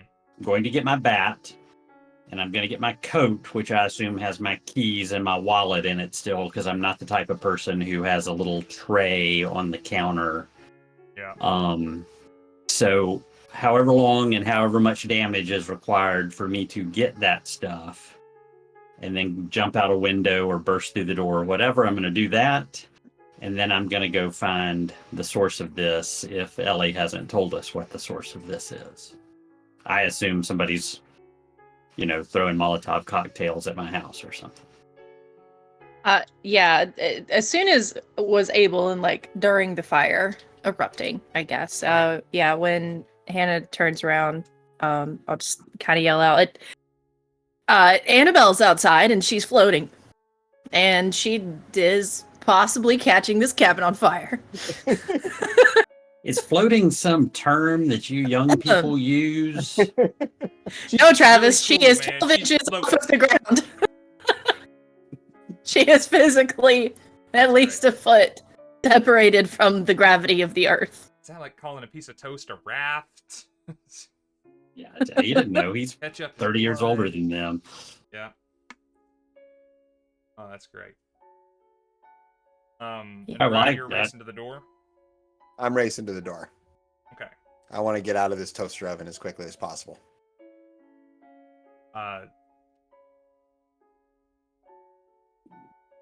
The door is unlocked,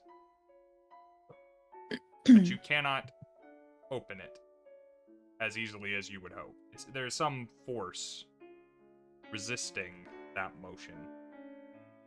You could try and overpower it, but it's your initial this is how a door works failed. I step back and kick that thing open. Okay, make a strength roll. Absolutely. Yeah, I don't think brawl necessarily. You're not. Ooh. Yeah, it's just. Nah, That it probably is- is strength. And he's on the right side of it, And that so it is doesn't an need to be harder. extreme success with an 04. An extreme success. All right. Golly, this could have been a lot more drawn out. So you put boot to plank. And a wonderful thing about very on fire piece of wood is it's a little less structurally integritous than it might otherwise could be. You smash through and just kind of carry that motion forward and kind of barrel and shoulder through it, and you are on the lawn. Yeah. Do I see Or Annabelle? on the porch, if you prefer. Yeah. As you are doing that, Hannah, you see Brad tackling the door. Travis is going around gathering stuff. He had to get the all-important demon hamster bat because he's not losing that again. And he had the presence of mind to go and reach for some of the stuff that was on the table as it is singeing. Right. Yeah, my only thought would have been to get the suicide notes and the photo. So if Travis has already gotten those, well, you could save on him a any little time by splitting the labor for him and get you both I out of seem a to be burning gathering a building. lot. There's like the October 1931 issue of Weird Tales is packed with useful information. We have to keep it. I have a series of things I'm going to do that should be very fast, and what I would consider to be as much as I should do while I'm inside of a burning building. Okay. First is you said there's various pieces of furniture scattered around, right? Like there's some chairs, a couch. This place is loaded with furniture. That's one thing I will say. It's hard to move around. There is so much furniture. You mean kindling now? Yes, exactly. On one of these pieces, a lot of wood in here. Yes. On one of these pieces of furniture, I'm hoping to find some kind of wool blanket. Something, I completely akin to imagine that shit is thick, everywhere, heavy. like quilts and stuff, and yeah. Yes. Take that and throw that on the papers that are all on fire, because In my mind, it's going to snuff that fire. Now, it may be magic fire and it doesn't work, but that's what I try to do. And then just gather it up, armful, and run for the door. Spontaneously appearing fire. Is it magic? Well, okay, but can't... Never mind. You know what I'm saying. No, you're good. My brain's a little rattled with NyQuil right now. No, you're good. Okay. So, you rush back to the table. Travis is collecting the bat, and you grab a my pills coat or something. You grab something from over the couch, some Afghan, and you toss it over the table. In fact, just kind of smother and scoop. You got whatever was on the table is in a wool, like, Santa sack. bag. Yeah. Yeah, I'm literally using it to, like, scoop everything up and then just carry it out like that. Okay, works for me. I yell, Brad, use that gun you're waving around and kill that teenager. Quick. He seems completely serious. And you are making it for the door. This doesn't take you terribly long to do. I'd like you each just to roll a d4. 1 and 2, or really you're rolling highs and lows. High on any die, you take 2 points of damage. Low on any die, you take 1 point. And I'm not rolling this. I'm already out, right? Right. You said high you do and low you don't? No, high you take 2, low you take 1. You take 1. Oh, okay. You're staying around to be good role players and good investigators, so of course you take damage. Okay, well I rolled a 3, so I'm going to take 2 more points of damage. Okay. As you guys are taking these few quick actions, Brad, you come out onto the lawn. You look around, and yes, you do see Annabelle. As you see her, she is stretched out on your lawn, or on Travis's lawn. She's lying flat on her back, eyes rolled back, staring at the stars. I'm going to run up to her and reach down and try to shake her awake and yell her name. Annabelle, Annabelle. You approach her. You get almost where you're touching her. And instinctively, your hands retreat. And then you realize it was hot. Have you ever touched a hot stove and your body rescues your hand before you really get that signal to your brain that, gosh, that hurt? As you approach her, you realize that the grass around her is wilting and crumpling and burning away. And there's actually this little mirage, this little ripple of heat coming off of her body. But you say her name. And she doesn't respond, obviously. She's not responding, but she's moving, she's breathing. It looks like she's having a nightmare. Her head is twitching and tossing. Her eyes are kind of half open, and you see her pupils darting about.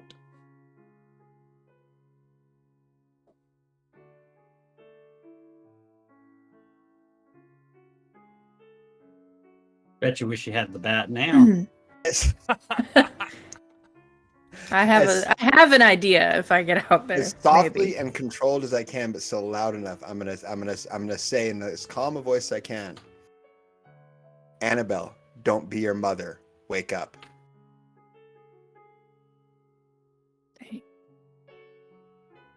Using that generational trauma. Oh yeah. Yeah. Gotta use what's available. Nothing like putting your thumb in the open wound, digging around a little bit. Don't disappoint me like your mother did. Jeez. That was not what was meant by that. Alright, I have rolled something. I would also like you to roll something. Would you just throw percentile for me? Okay. Do I get to have any idea whether I'm going for low or high?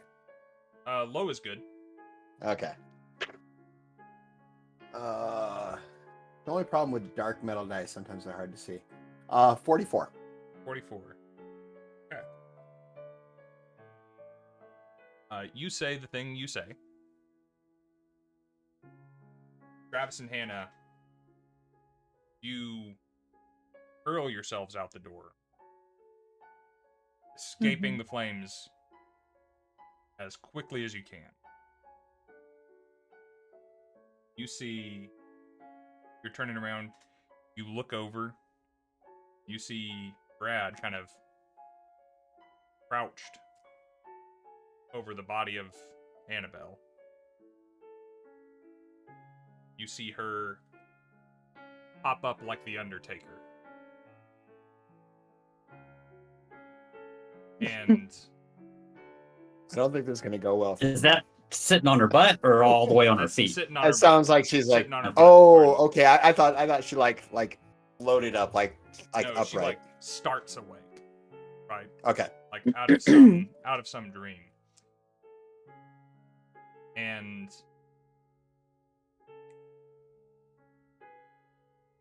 the fire's gone. Even the smell of smoke from your clothes.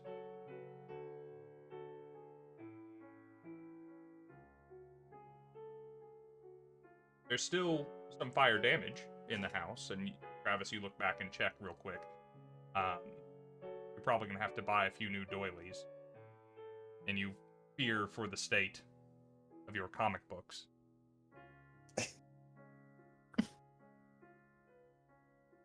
I don't like the derogatory tone you use describing my comic book. But as quickly as the fire appeared, fire is gone. To not let myself off the hook, I just will throw out losing one's key connection during play.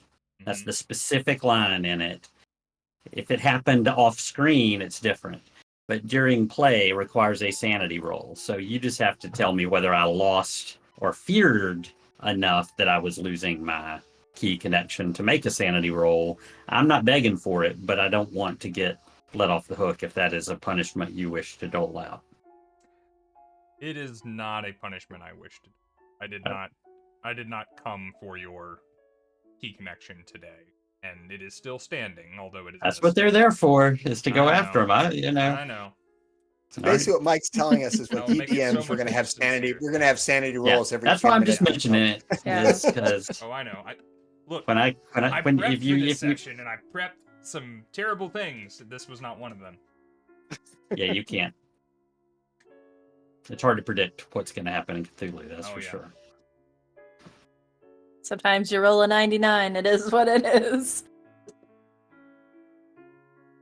I don't think. Yeah, if it had continued, if Brad hadn't kind of saved the day here in ways that he probably doesn't even fully understand, I would definitely do that. I don't think I imperiled it enough. I was debating whether I was going to try to psychoanalyze her and talk her off the ledge or just hit her in the head with a baseball bat. But it was going to be one of those. Yeah, I was going to start speaking in Latin, so we all had very different plans. Funny, she was about to do the same. No, that's Damn it. I wish she spoke French. She pops up and shouts, Alice! And she turns. You cut out. What did she yell? She shouts, Alice.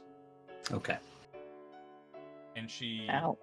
She pops up, looks confused, looks at Brad all very quickly, and she looks at you.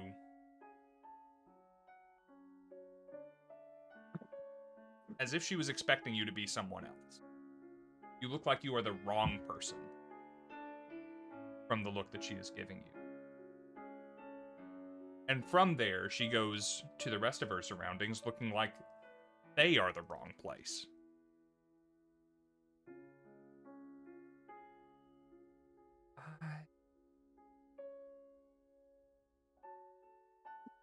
Where am I?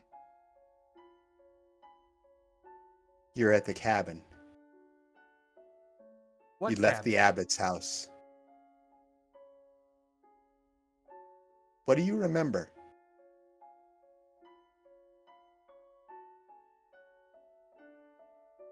Annabelle. And I say her name and see if there's an instant recognition. I went home. I went to where I'm staying. By today, I climbed into bed and went to sleep. And you don't remember anything after that? What's there to remember? Annabelle, listen. Who's Alice? My mother's name. She was just... I was just...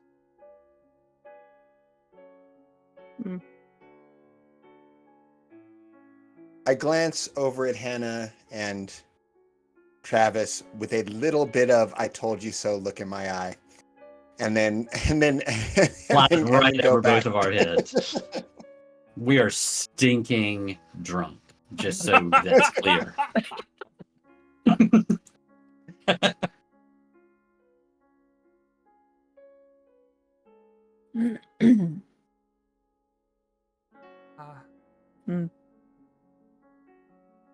Why are you looking at me?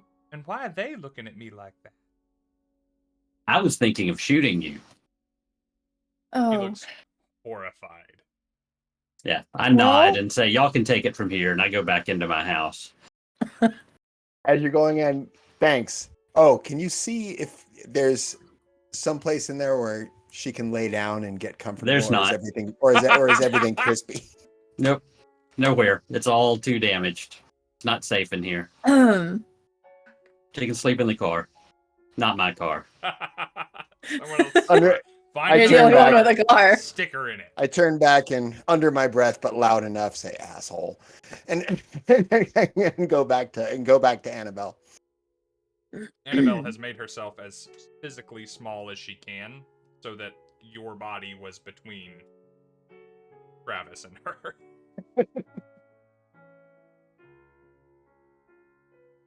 Is there a car here that I can take her home in? There's exactly one car.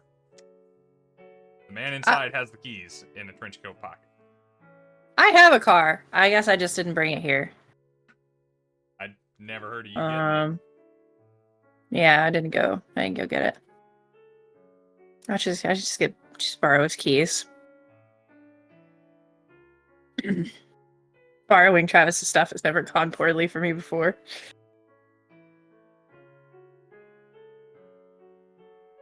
Travis is inside, trying to reorganize his weird tales. Yeah, I'm gonna go inside and find Travis real quick. Probably smart they sent you. Yeah. Listen, buddy, I need your keys. There is no other car here. You gonna go get your car? So you don't have to borrow my car? I will come back with 2 cars, yes.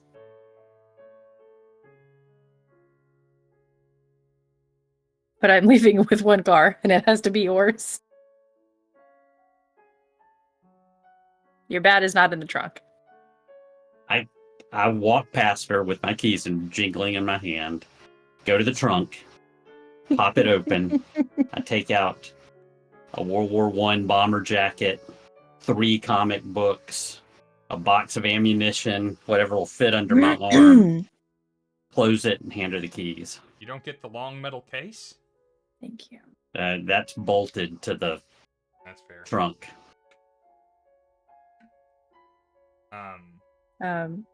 Before you walk away, Travis, I'm going to hand you the revolver.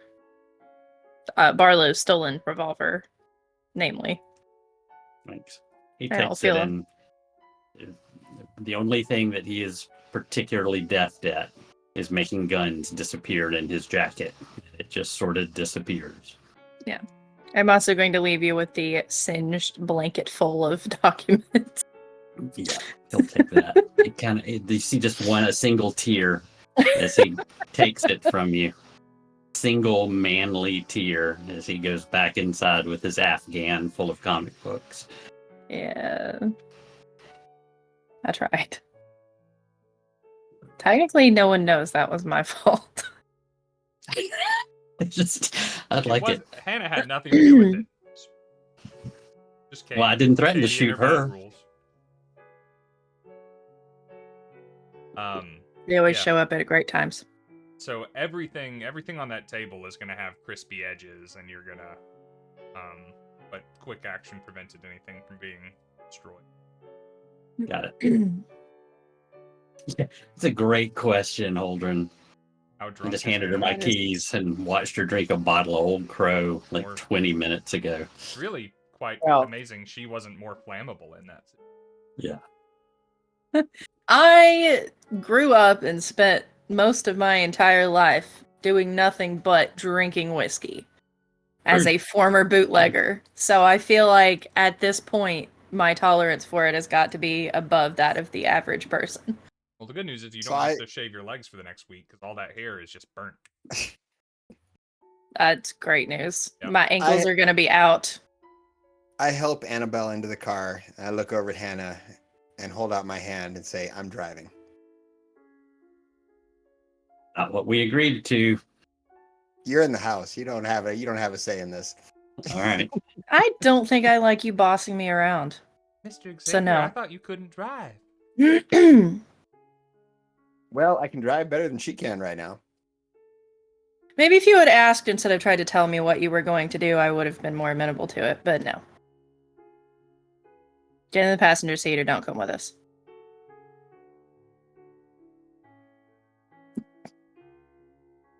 How much did you drink tonight? It's hard for Katie to keep Hard- a straight face for hard- this. Hard to say. You weren't there for most of it. I mean, if you're asking Katie, I wasn't planning for her to have been drinking that much. She was more Okay. interested in perusing the suicide notes and going through all that I'm just stuff, basing looking this for on having Mr. Mustache. on having seen you and the way Rob described you, like being able to barely stand up. When did I say that? Oh, you said they were both like super drunk. I don't think I think maybe I said Or that. was that you saying that? Oh, okay. Travis has a real problem with nicotine and alcohol.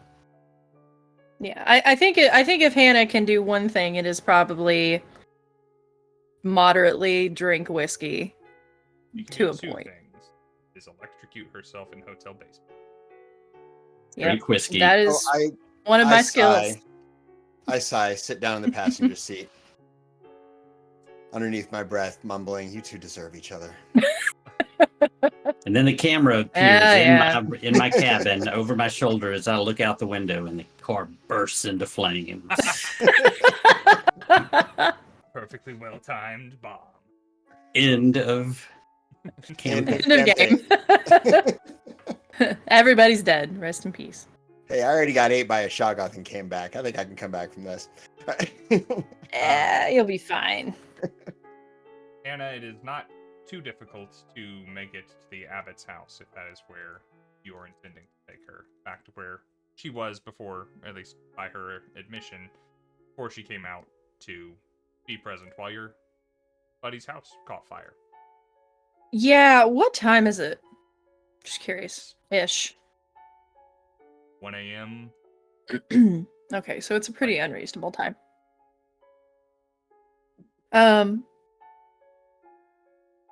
Okay, yeah, let's take her straight to the abbot's house. But when I get there, I want to like walk up along with her. Okay. I assume we're not like sneaking her in through the window. We're actually gonna like ring the doorbell. You know. Doing that, it is several moments before an elderly woman arrives at the door. She is pretty well on in years, you know, she is beyond grandmotherly.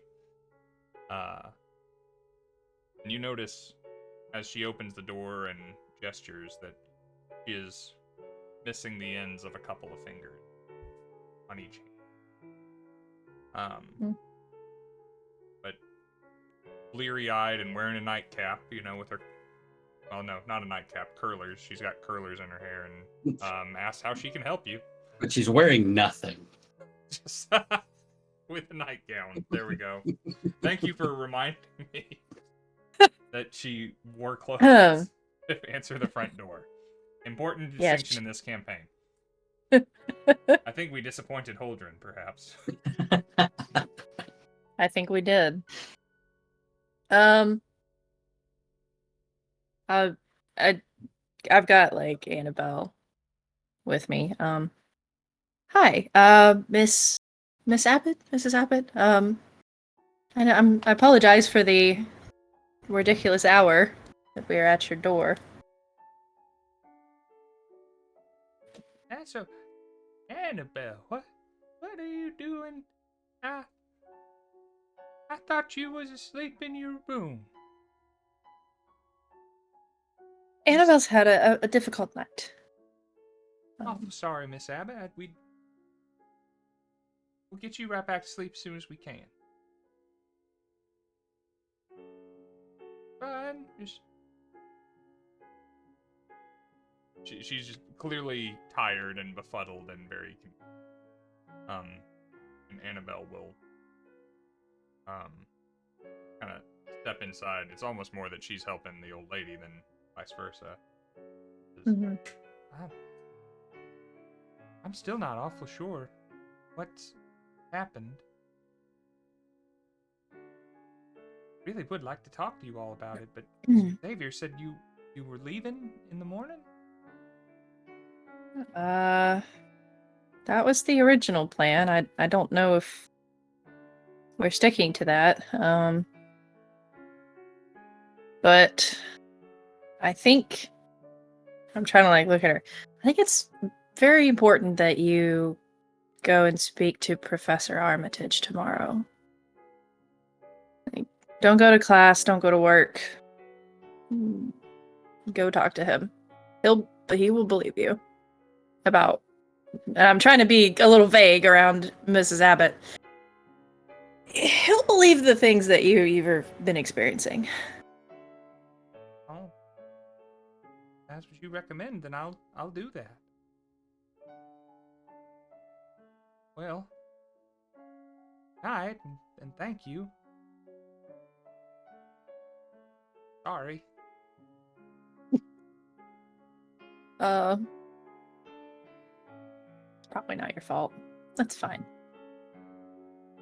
I'm not really gonna say anything else either. I'm a bit worried about this situation, but she's lived a good life just in case.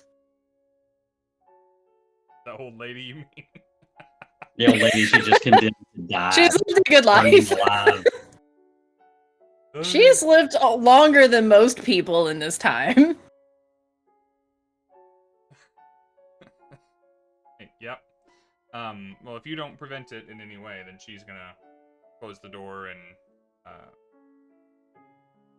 presumably head to bed and have a normal rest of her night. Yeah, I do not actively prevent that, no. But I'm gonna head back out to the car. All right.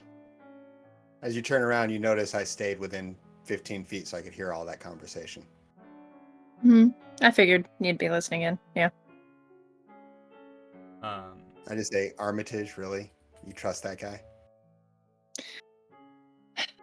It's not that I trust him. It's more that somebody else needs to know what's happening with her, especially if we're all leaving. And he's the only one that's going to believe it without locking her inside of an insane asylum.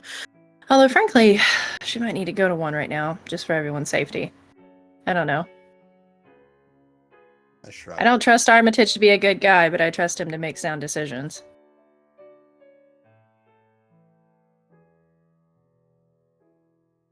At least concerning this kind of thing. Head back to the passenger seat.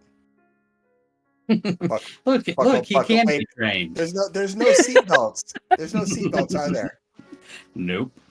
I wanted to buckle Don't my worry, cut seatbelt him out. badly. Just angrily. You You can slam the door. Your belt. Travis, their little round trip's gonna take them an hour and a half. Do you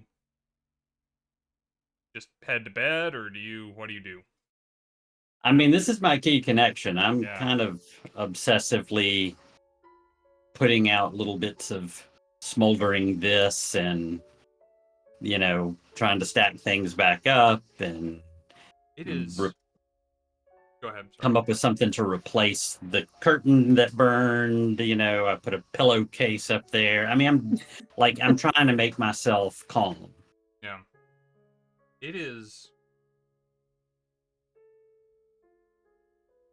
so strange to you. Like, it is instantly how it was when Hannah went to the window.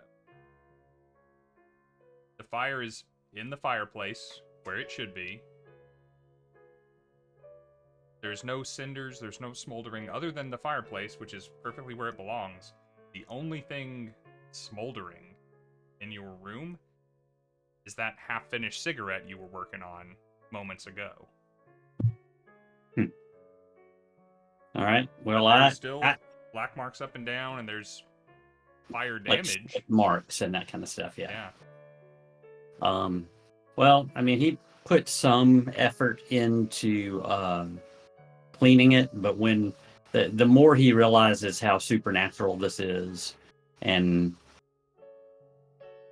knowing how accepting he is of the supernatural at this point, how blasé he is about all of it, he just goes and checks the door to see if Brad did any permanent damage to it and tries to fix it if he did. And make sure it isn't locked but closed. I'm sure I did. I think it got And, splintered, right? I was so caught up in the weirdness of what happened, I didn't ask anyone to make a sanity check for an instantaneously burning room. Yeah, I mean, that's what I was kind of fishing for. I mean, Yeah, that is... Yeah, What an oversight.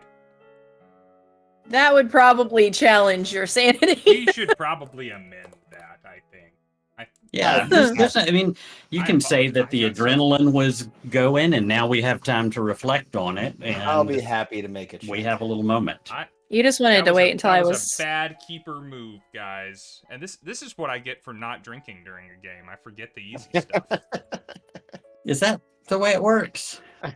You just wanted to wait until I I'm was not in sure that's control how of it works. Travis's car.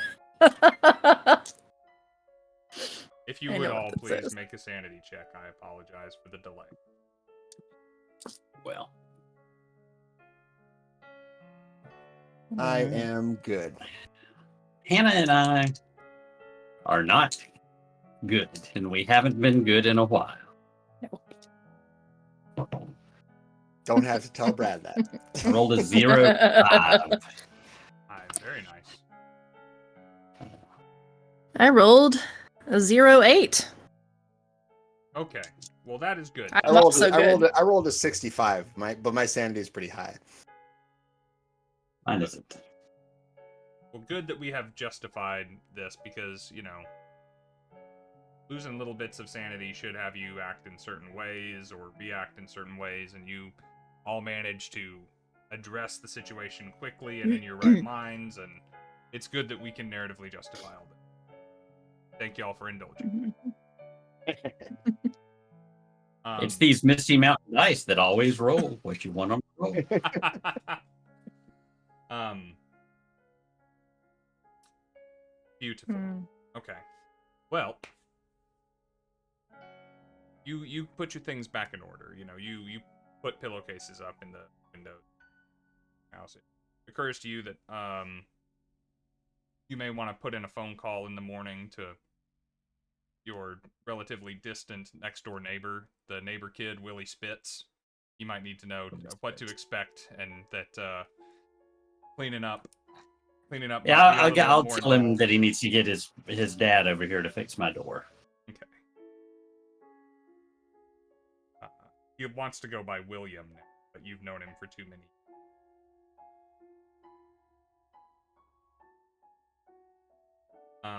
But you set about things, and you get yourself comfortable again, and have another very fast cigarette, and yeah, I go to bed. I go to bed with a cigarette. That's what I do. Right at the same night that my house nearly burned I was about down. to say, and it is a miracle it is still.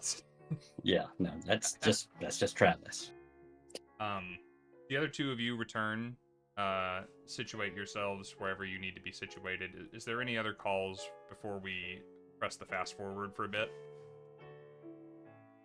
I just on the way back swung by and got my car as well. Okay. Bring it So- out to Travis's cabin. So does Brad drive your car? Oh yeah. He better have.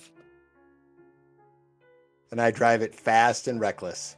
Just kind of tapping my bumper every so often. That is not the bumper you want to tap. No. Yeah. I've Yeah. Yeah, he can drive my car. I don't care. Tracy Chapman. Say it. It's nothing impressive. It is literally the most nondescript car one could manage to get. I thought we determined that you had like a little convertible 2-door poopy thing. All right. No, Just imagine. for professional purposes, I try not to stand out. Well, that was the same as true for Travis. He went to the car and said, I need the most boring car you have. They showed him, and he says, well, does it come in beige? Yeah, not necessarily like have the the most seatbelt. boring car, but just a car, the most common one of the time is what I would go for. Okay. Like you'll see a dozen of these driving anywhere, ideally. I cracked myself up a little bit. Sorry. Just playing with yourself. All DMs do it. Yeah, Yep. yeah. Usually I don't do it in front That's of a what it camera, is. but anyway, you Aldrin in the chat just what? That is the wait. cry of someone who is listening about 60%. You all pass an further undisturbed evening for a few hours until sunup. It's a little bit of a drive towards the airfield, assuming that you haven't altered your plans in any way, which you're very welcome to. No, I have a suitcase, this brown suitcase that I put shit in to make sure I always have my shit. And then my Greta, the plane, is just an extension of my trunk. Yeah. So yeah, and just make sure that's clear. I might leave a little ahead of the others, so I can go get some of my stuff as well. Okay. Just bring it. Well, no, I guess everything I have would mostly be in my car. You can make that grocery run that you wanted to do. Yeah. I'm gonna swing by for some snacks, Some ho-hos some and water. Yeah. ding-dongs. Yeah, exactly. Don't want to be stuck in a plane with you guys and hungry. None of can us only want stay- that. No. Yeah, the facilities plan for Travis's plane is going to be interesting on a journey. Know what to tell you. There's a bucket. Yeah. There's a carton. There's one crate full of cigarettes. There's another crate full of Old Crow. Like a whole box? Yeah, Uh yeah. There's 20 bottles of whiskey. I mean, Okay. I've got to fly to frickin', Jerusalem. And how can you endure that trip safely without Without 20 bottles of whiskey. That's right. without your co-pilot, Jim? Or was it Jack or Johnny? I forget.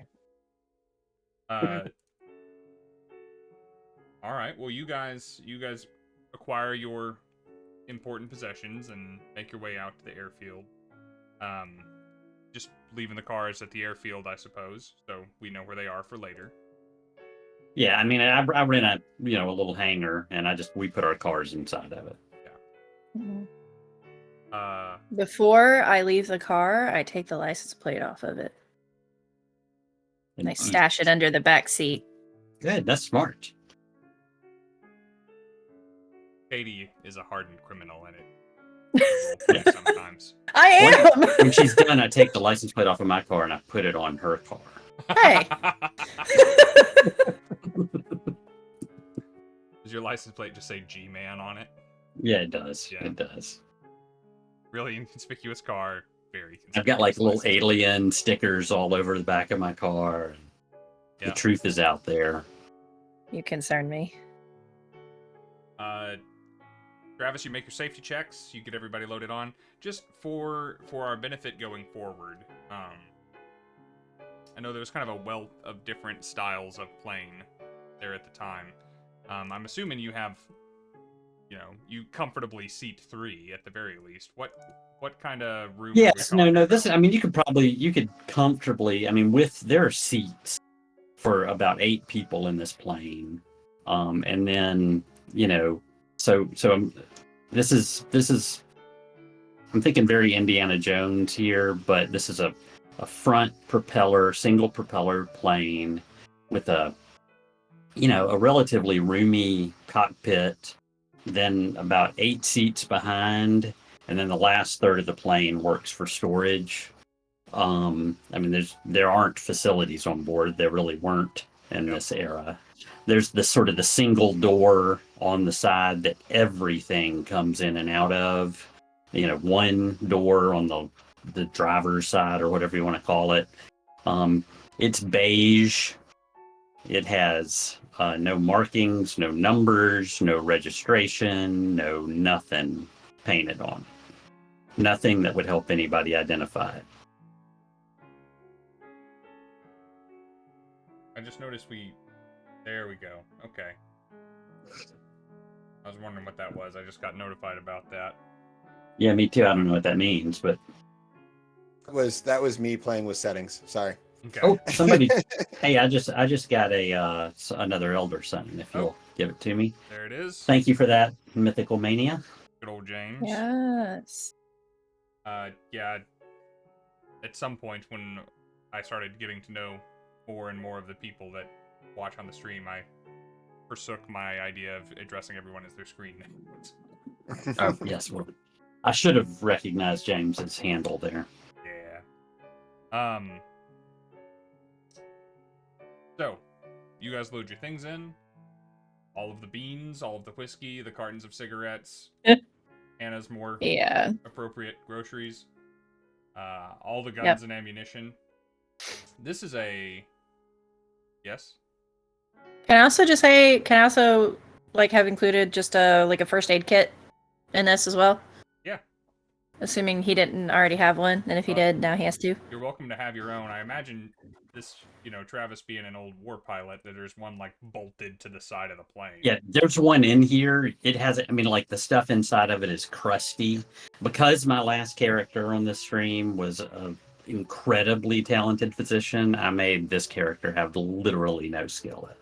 Okay. I was hoping to maybe while we're traveling, see if I could use some of this first aid to maybe alleviate some of the damage from the burns that we took, if that's a thing that's possible. No, you absolutely can go around and treat us, and that's a great call. I had forgot about it.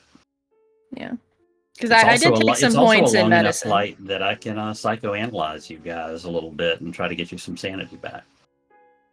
Okay. All the chatter will help keep him awake. Or at least inform me of your weaknesses so I can exploit them later. I was about to say I am completely resistant to any attempts to psychoanalyze me. That's fine. I knew that. Only mine. The only way you're gonna get inside my head is with your fist. I can't use it on myself, so I've wasted a whole lot of skill points if y'all don't let me psychoanalyze. No, I would love to be psychoanalyzed. Let's go. All right. So the first leg of the journey begins. You're going to make it to, I imagine just the soonest possible stop would be some airfield in Ireland. Sounds good. From where you are. And then you can refuel and rest a bit, because no one else is flying this plane. And then progress We'll buy some better whiskey. Yep, exactly. Stock up on Jameson.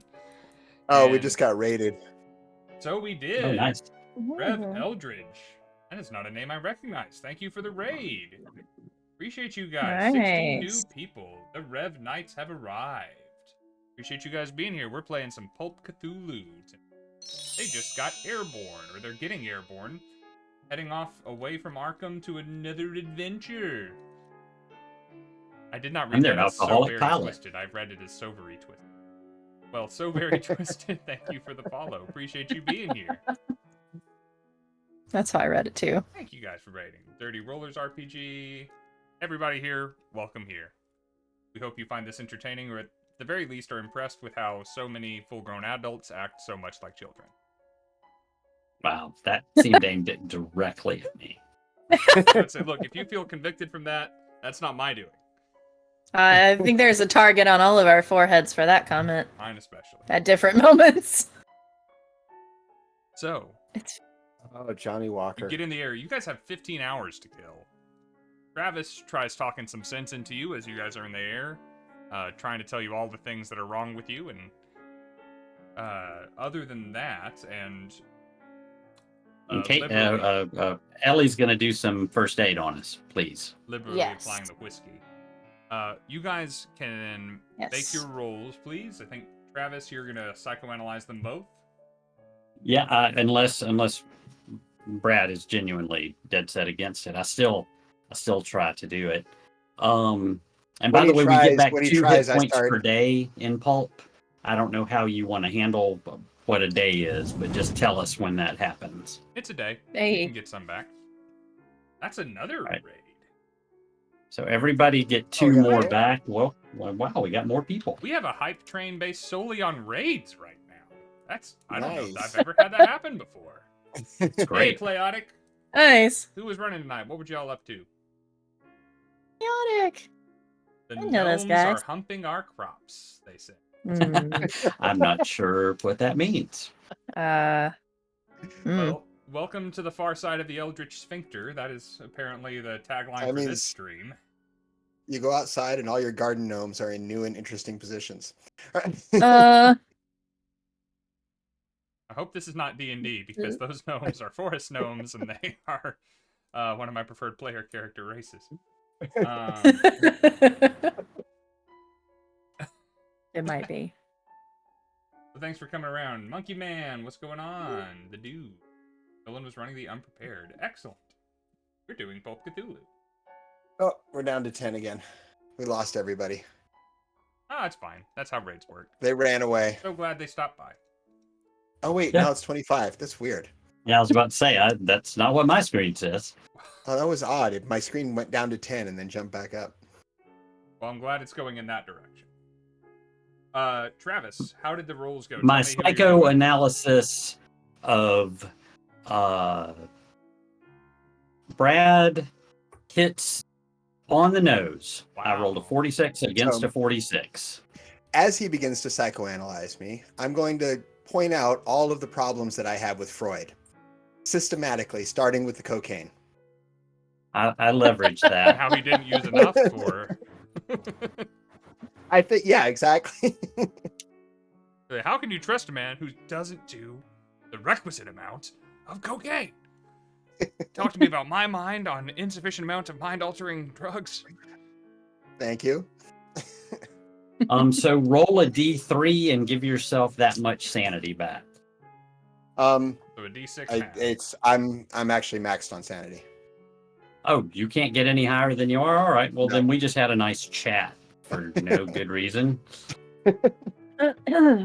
Oh, you can't get any higher on sanity. Me and Ellie don't have, and me and Hannah don't have that problem. I've No. only really 28. assailed Brad's hit points successfully. A Oh, yeah, 28 I've gotten hammered easily physically. makes you feel better about yourself, Ellie, Hannah, and you can Mhm. give yourself a D3 sanity. Okay. What was your third alter ego? I hope it's a lot. I mean, it was 2. Better than 1. Yep. All right. Those may be the 2 that matter. And then you can first aid me while I'm flying, if you don't mind. Yeah. That's what I was going to ask. So it's first aid and not medicine, right? Well, first aid this is check- technically supposed to happen within 1 hour of an injury. So if Rob deems that we missed that, which I guess we did, then it goes on to physicianing. The influencers hard at die. Ideal. Restores a D4. I think we'll do medicine in this case. Okay. I think that's the most appropriate thing. Yeah. That well, would just give us an additional point for the day. Yeah. Basically, you just made our natural recovery better. Basically, Well, according to your Okay. health chart, it restores a D4.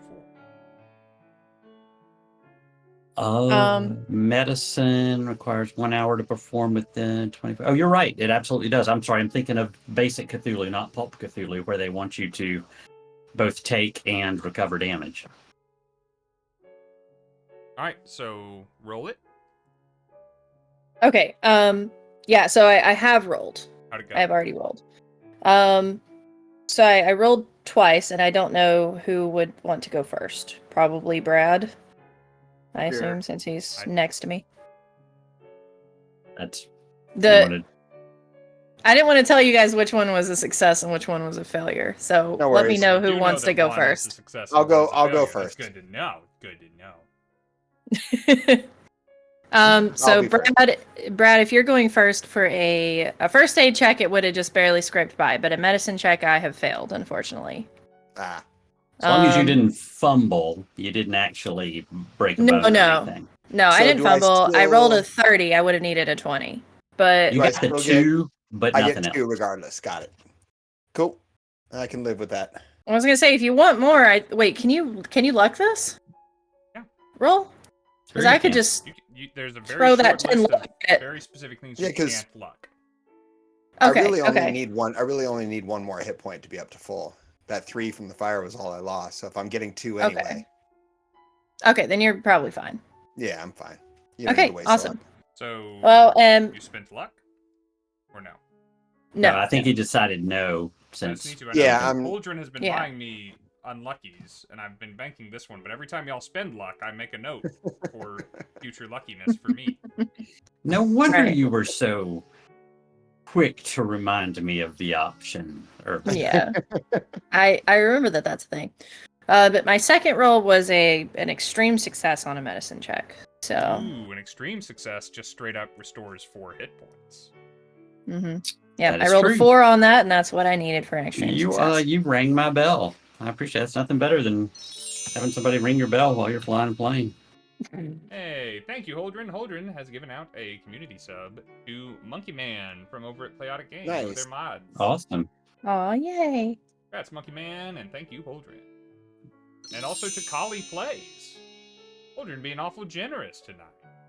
Thank Very you, cool. Holdren. He's generous most nights, if we're It's Yeah, true. he is. honest about it. Holdren is probably the most distinct supporter of Cthulhu on our channel.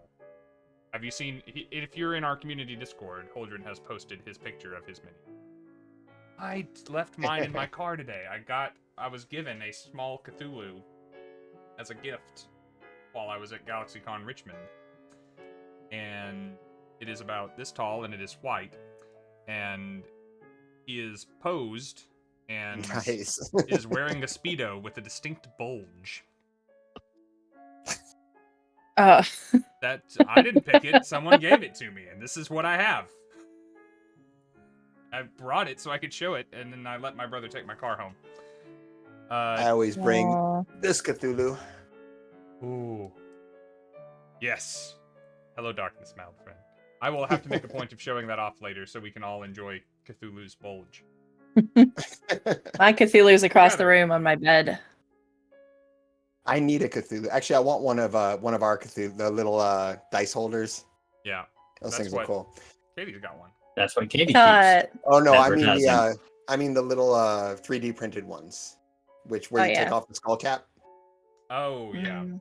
You know the ones I'm talking. You know what I'm Yeah, talking about. those good I old actually have one of the. pre-printed ones. I have one of those dice containers as well. Technically, it's a mind flayer, but I'm going with Cthulhu. Potato, Alright. potato. Tomato, Potato, put Cthulhu.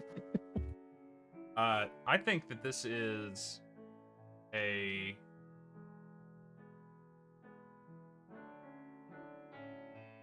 So I'm considering this. It doesn't require a drive auto roll to drive to the grocery store. And even though this is an intercontinental flight, in the early days of intercontinental flight, I think, Travis, this is within your wheelhouse. I'm going to give you the opportunity to roll that, but not for this. I am trained pretty well in both navigation and pilot aircraft, just so you know. So navigation is the get where you're intending to go, and the pilot aircraft is people are shooting at us and I'd rather we didn't crash the plane. Pilot aircraft, I think, is not the necessary role. Navigation is probably a great one for you to tick the box on. We need you to get exactly where you're going on exactly the fuel you have, or close enough, you know. Which I can understand. This is 1935. Yeah, there's not a lot of Yeah. GPS assistance happening here. This is Amelia Earhart didn't have as much luck as me, though. So I will succeed. It's just a matter of what it's going to cost me. Feel free to fill up my tank with luck, and so I can enjoy the finer things as well a little later on. Do I have So to I cap rolled that a- at 100, I wonder? I rolled a 50 against a 30, but I'll spend 20 luck. And luck. we're still on. Oh, actually, I spend. Nope, I'm not no, but they bought it for me, so I should use here's it. the thing. I'm not counting this. I've never been counting this. Oh, I thought you were. I count it when So- it comes off of your sheet. Okay. This Well, is a gift. 10, I'm not making this a weapon for me. They can buy me luck too. 10 is coming out of my elder son, and 10 is coming out of my pool. There we go. For anyone just joining us, the chat can buy luck, actual points of luck for the characters or for me to use. And we use these little elder signs in the corner to keep track of it. If they don't have one, they need one. And For what it's worth, I will definitely be needing to roll luck at the beginning of the next game. there we Because go. I'm spending it like crazy today. Finally. T.L. Holdren gave out another community sub, by the way, for anyone keeping score at home. Bertle. Unless that's a capital I. Bertle. Bertle or Birdie? Probably Bertle. Bertle is the lucky I think that's Bertle. recipient.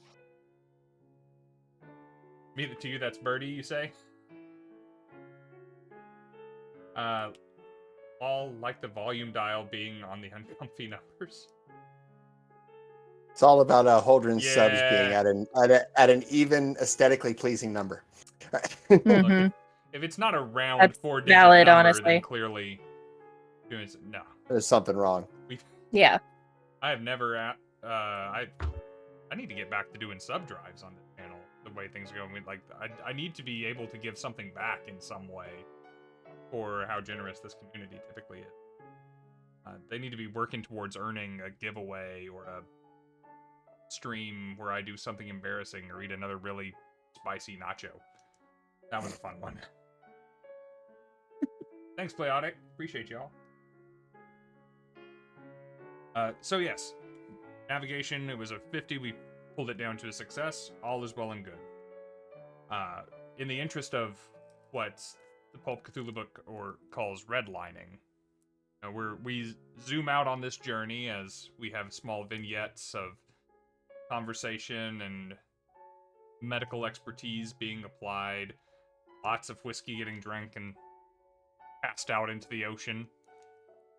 Perhaps Nothing better. Yeah, there's all these whiskey bottles full of cigarette butts floating in the Atlantic. one of them has a little message on it and says, "Help me, Obi-Wan Help. Kenobi, you're my only hope." And it's like, someone will find that later and be really freaked out. And off you go. You land safely in an airstrip in Ireland. You take a day there as Travis gets some much-needed sleep before he soldiers on, quite literally, to do it again.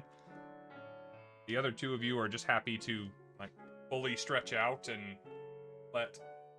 Now I make them sit right next to each other. I tell them that I'm sorry, it's assigned seats.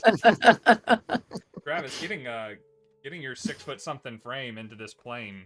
In and of That's itself probably is something. Yeah, really when I great came for up with you to this character, stretch. I hadn't planned on him being 6'6". It's fine.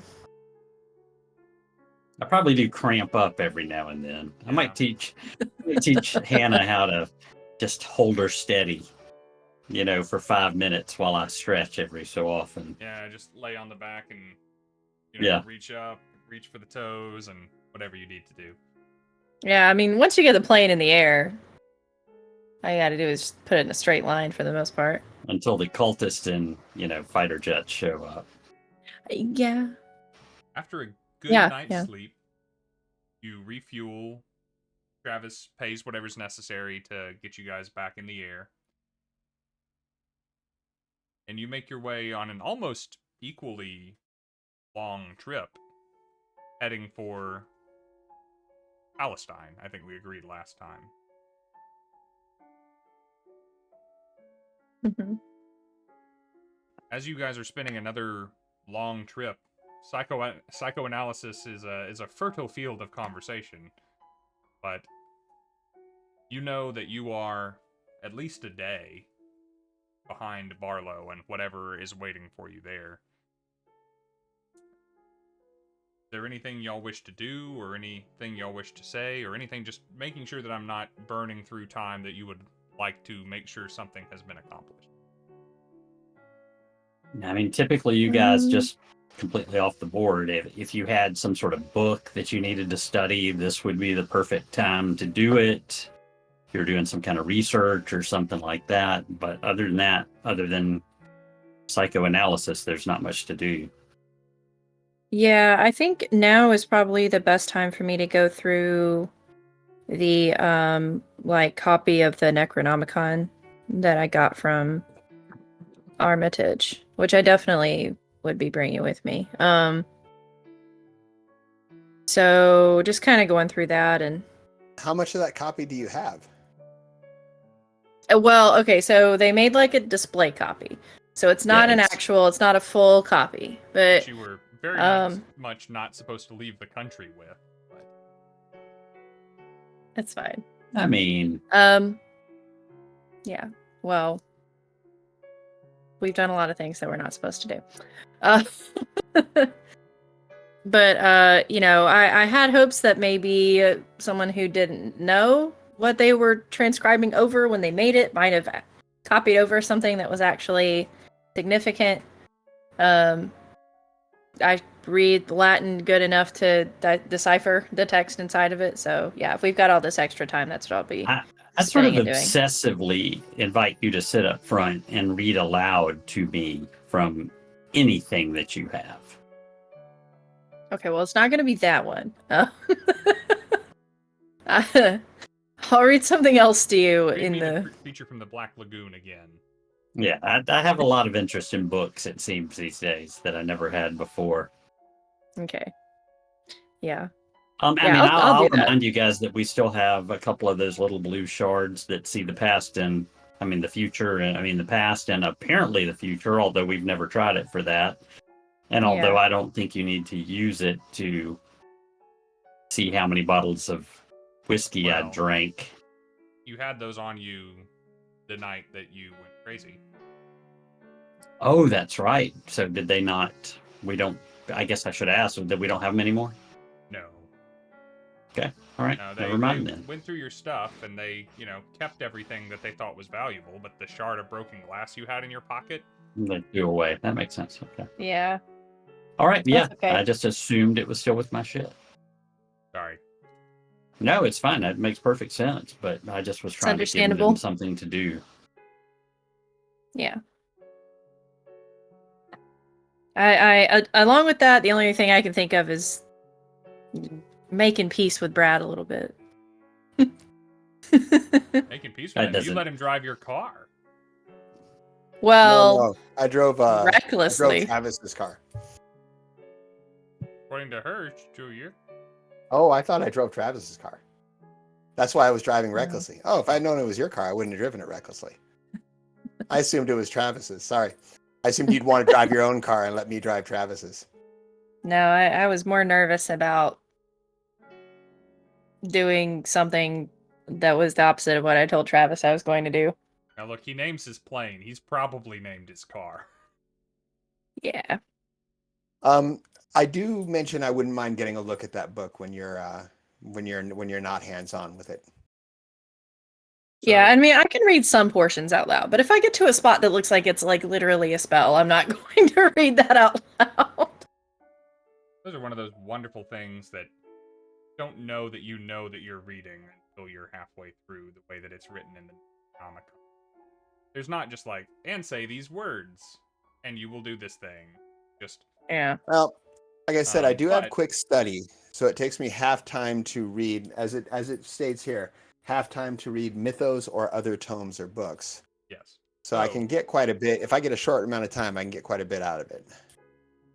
You guys put your heads together, one of you having a cult skill and one of you having mythos skill, and it becomes relatively apparent to you pretty quickly that this is not a casual copying of the actual text of the Necronomicon. It is almost intentionally written by someone who knows what they are doing to be a completely sterile. Yeah, I thought it was just gibberish the way they described it. So, yeah, Yeah, I didn't think it So was there's magic. nothing. So there's nothing of real value there. It is- Just it's surface in- level details. It's in Latin and it's old and it's very like if you were asked someone to if you asked ChatGPT to write the Necronomicon, this is what it would come up with. So there's no okay. actual mythos percentages I No, can and then glean from it. that I was the see. point of this book, gathering, was that Yeah. it's something that the public could get access to this, and it could be put on display with its pages open, and the world doesn't. It is it's mythos-like. It is mythos-y. Yeah, I mean, You it's, notice It's defanged. you notice after looking at it for about an hour that I get visibly annoyed, and eventually turn Yeah. away, and I go back and I start looking at the stars for a while. now this is Yeah. I had hoped not to disguise that at the beginning of the book. I guess it's the keeper saying something. You may not trust the word, but it's a complete forgery. Yeah, as Yeah. something Armitage said to us made me, when he was handing it over, he seemed to make that pretty clear to us. Yeah. Yeah, my hope in closely examining it was that the person who forged it might not have known what they were doing. Yeah. So the fact that I can tell that they did know what they were doing is in and of itself an interesting fact. It's as if someone who knew how to do brain surgery wrote a book on how to not succeed at brain surgery. But used a lot of Yeah. brain But surgery used a lot of brain words surgery words. and in wrote it telling you the wrong way to do surgery it. language. Yeah. Right. Is there anywhere in the book, is there an additional page added in, like a And about the transcribed author- by this person? Yeah. No. It's meant to be confusing to people who, had a casual interest in it, like Brad back in the day, before Yeah. he got all learned up, Okay. Which is why I get so annoyed. As she's continuing, I'm just basically I'm just turning around and saying that thing's useless. Might as well toss it out the plane. Yeah. It Well, is it useless. has value as a decoy. Yeah. That's why I thought we were carrying. That is very. This is very like separates the men from the boys in terms of occult stuff. Like, if you don't know your stuff, this looks awesome. If you do, you will have Brad's reaction of why are you wasting Yeah. your time with this? Yeah. I think it could be very useful as a distraction or a decoy for someone who won't know the difference in the future. So we should definitely keep it on us. Yeah. I'll put that down and go find another book As- to entertain Weird Travis Tales with. number 38. You want to read that next? It's all about cultists in ancient Siberia. Travis is Might be Brad and relevant. Hannah. You're kind of getting snippets of the conversation, and it's a pretty loud experience being so close to the propeller. There, you kind of when you get up to the cockpit, you kind of have to take it up an octave, or not an octave, but speak a little louder. A notch. Yeah, kick it up a Mhm. notch. It is. 15. you're somewhere over the Mediterranean right now, based on your knowledge of how things are going. Do you want to make your navigation roll again? See if you can tick it this time.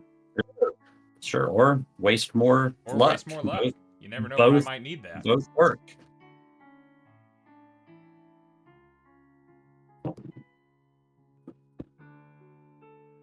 Missed it by that much. I missed it by 6. So I'll spend 6 freaking luck and still not check it.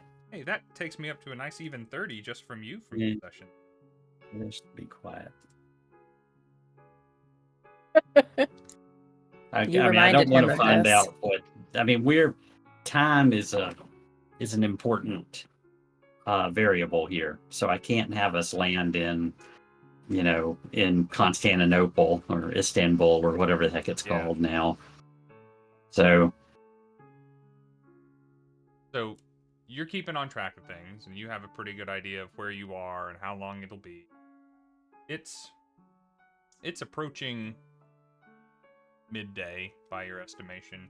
You're up above the clouds, or do you kind of dip down now and again just to take in the view, or? Oh, I dip down every now and then just to entertain myself, because otherwise I'm going to go to sleep. Did you do a barrel roll at some point just to throw everybody around in the back, or? Probably not that, but I do occasionally act like I'm having some flashback to the war, and then like put us in a nosedive, and but then it's all fake. So you just for the little bit of change of scenery, you kind of pop up and down and just keep things varied and go through a cloud bank now and again, or that cloud kind of looks fairly circular. If I fly right through it, I'll turn it into a donut. Maybe whatever you do to entertain yourself. It sounds like the kind of thing that I would do if I could fly a plane. And I would specifically loop back around just to look at the donut I made, and then I would keep going.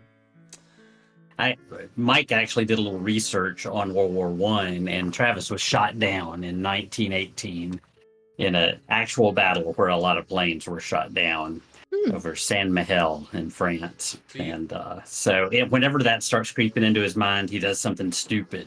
That's why he limps, is from that plane crash. I was actually looking up different little airborne battles in France earlier today. I did not research that one, though. So that should probably go in my notes. I like the lore.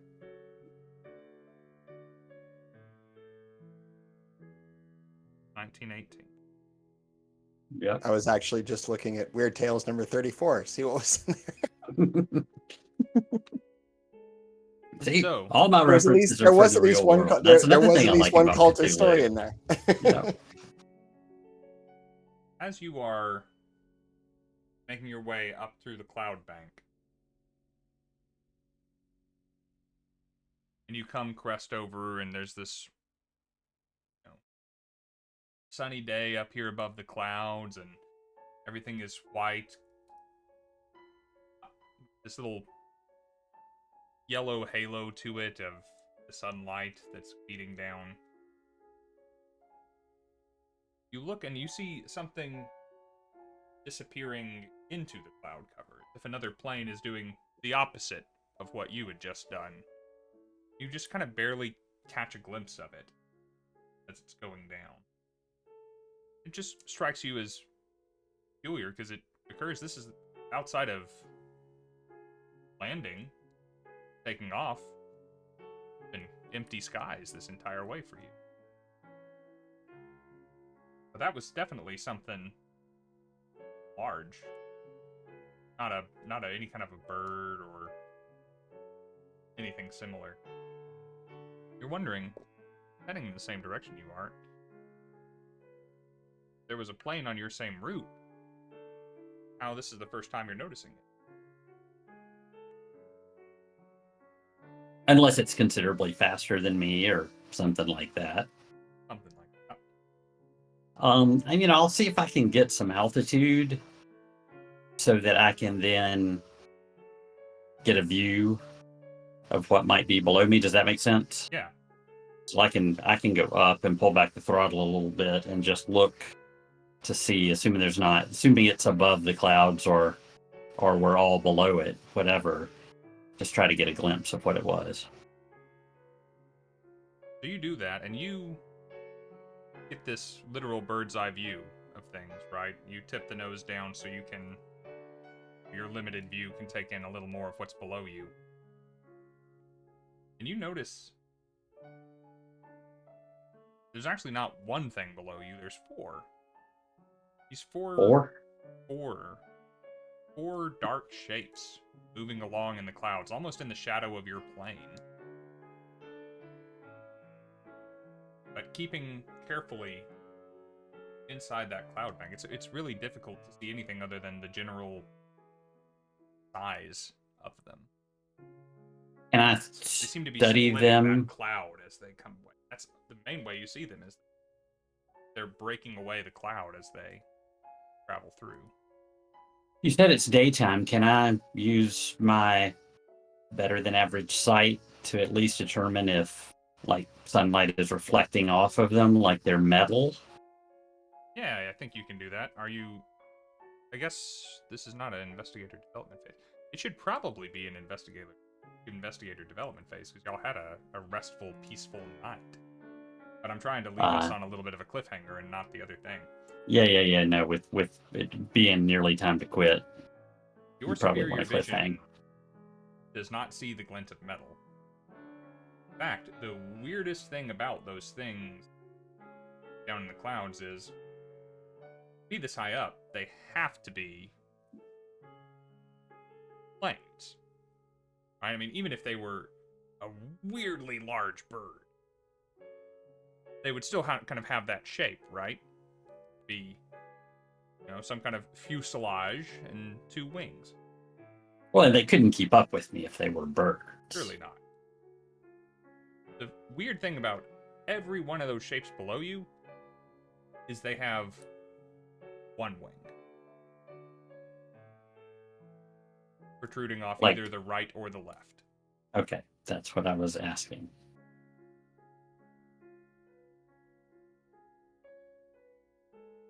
And it's not too dramatic, but I think on the question of what's going on, we will end the session there. Yeah, no, I think that's a good deal. The only thing I would ask next is, can I have a mythos roll? But feel free to start with it. Let's do that. Let's go ahead with that, as a matter of fact. Are we seeing everybody these remembers as well, so we can take them? Now y'all are in the back arguing about books and frustrated by things. No roll. I'll call y'all up here, but when it's not a cliffhanger.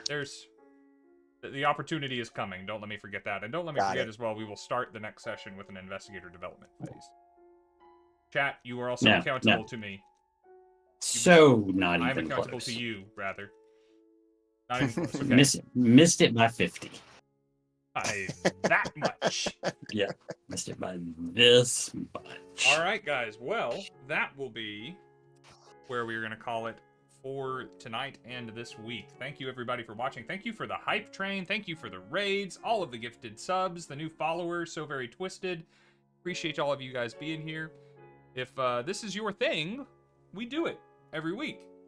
Mondays, as long as, life permits. We come back and we keep playing this kind of at our own pace, and it's usually fueled by good humor and good people and greater people in the chat, oftentimes. And we will be picking this up, barring the unforeseen, next Monday. Announcements for the channel. We are doing a giveaway this month. Matter of fact, I can't believe I didn't mention this at the top of the stream. We are giving away a Talon and Claw, which is a company that we partner with, wooden DM screen that is slightly modular and customizable. They are badass, they are heavy, they look really impressive, and we're giving one away to a lucky winner. I'm going to drop the link in the chat if you are interested in entering. Sign up for our newsletter so that we have an email to contact you with if you win, and might get a free DM screen. You definitely can't win if you don't enter. So if you have any designs on winning, I recommend you enter. We are going to have mini painting in the next couple of days. We're going to have 2 D&D streams the next couple of days. Brad, are we playing Winds of Weird on Thursday? Yes, we are. I missed my last Thursday because of life. There was some emergencies that popped up that threw it off, but we will definitely be on Thursday night. Okay, excellent. Looking forward to that. And I, for my part, only have one convention coming up that I know that I'm going to be attending. I will be at C2E2. This will be my 3rd straight year going to that convention. I really love that convention for a plethora of reasons. And if you happen to be going to C2E2 too and you are watching this video or this stream while it's live, I hope to see you there. Come say hi. I am always floored when I meet someone who has actually met me from the internet. And the same weekend, I will be in Level Up in Las Vegas. Awesome. Yeah. If you are in the Vegas area then, or on the West Coast and nowhere near C2E2, you can meet Brad and have an even better time than meeting me. He will sell you some dice and talk to you about cool things. Where is C2E2? Sorry, C2E2 is Chicago. It is Chicago. My favorite town. C2. Chicago Comic and Entertainment Expo, I think, is C2E2. Cool things about that convention, they serve you free beer if you're an exhibitor on the setup day, which makes the worst day of the con more palatable. And there's always a brass band, or at least there has been the past 2 years, playing the Imperial March out in the foyer while you're waiting to get into the con. Which is awesome. I love Chicago, not just for the pizza. Love Chicago. It's one of the first shows that I worked for the company, and so it always feels like I'm going somewhere familiar, like I'm going home. It's almost nostalgic, and I've hardly been there except for cons. Nice. Well, that is going to wrap us up for the week. I'm going to send us over to Fabled 42 tonight, friends of Eric Bra. So say hello to them, say hi from us.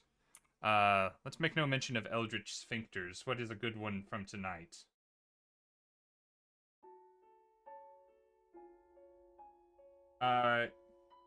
Where's the demon hamster bat? Ask everybody over at Fabled 42 where the demon hamster bat got off. Alright guys, we're going to send you over that way. Thank you guys very much for watching once again. Thank you to my wonderful players for entertaining me and everyone in the chat. Love you guys. And love you guys, just in case you don't hear it anywhere else this week. Always remember that the people here love and care about you. See you next week! See?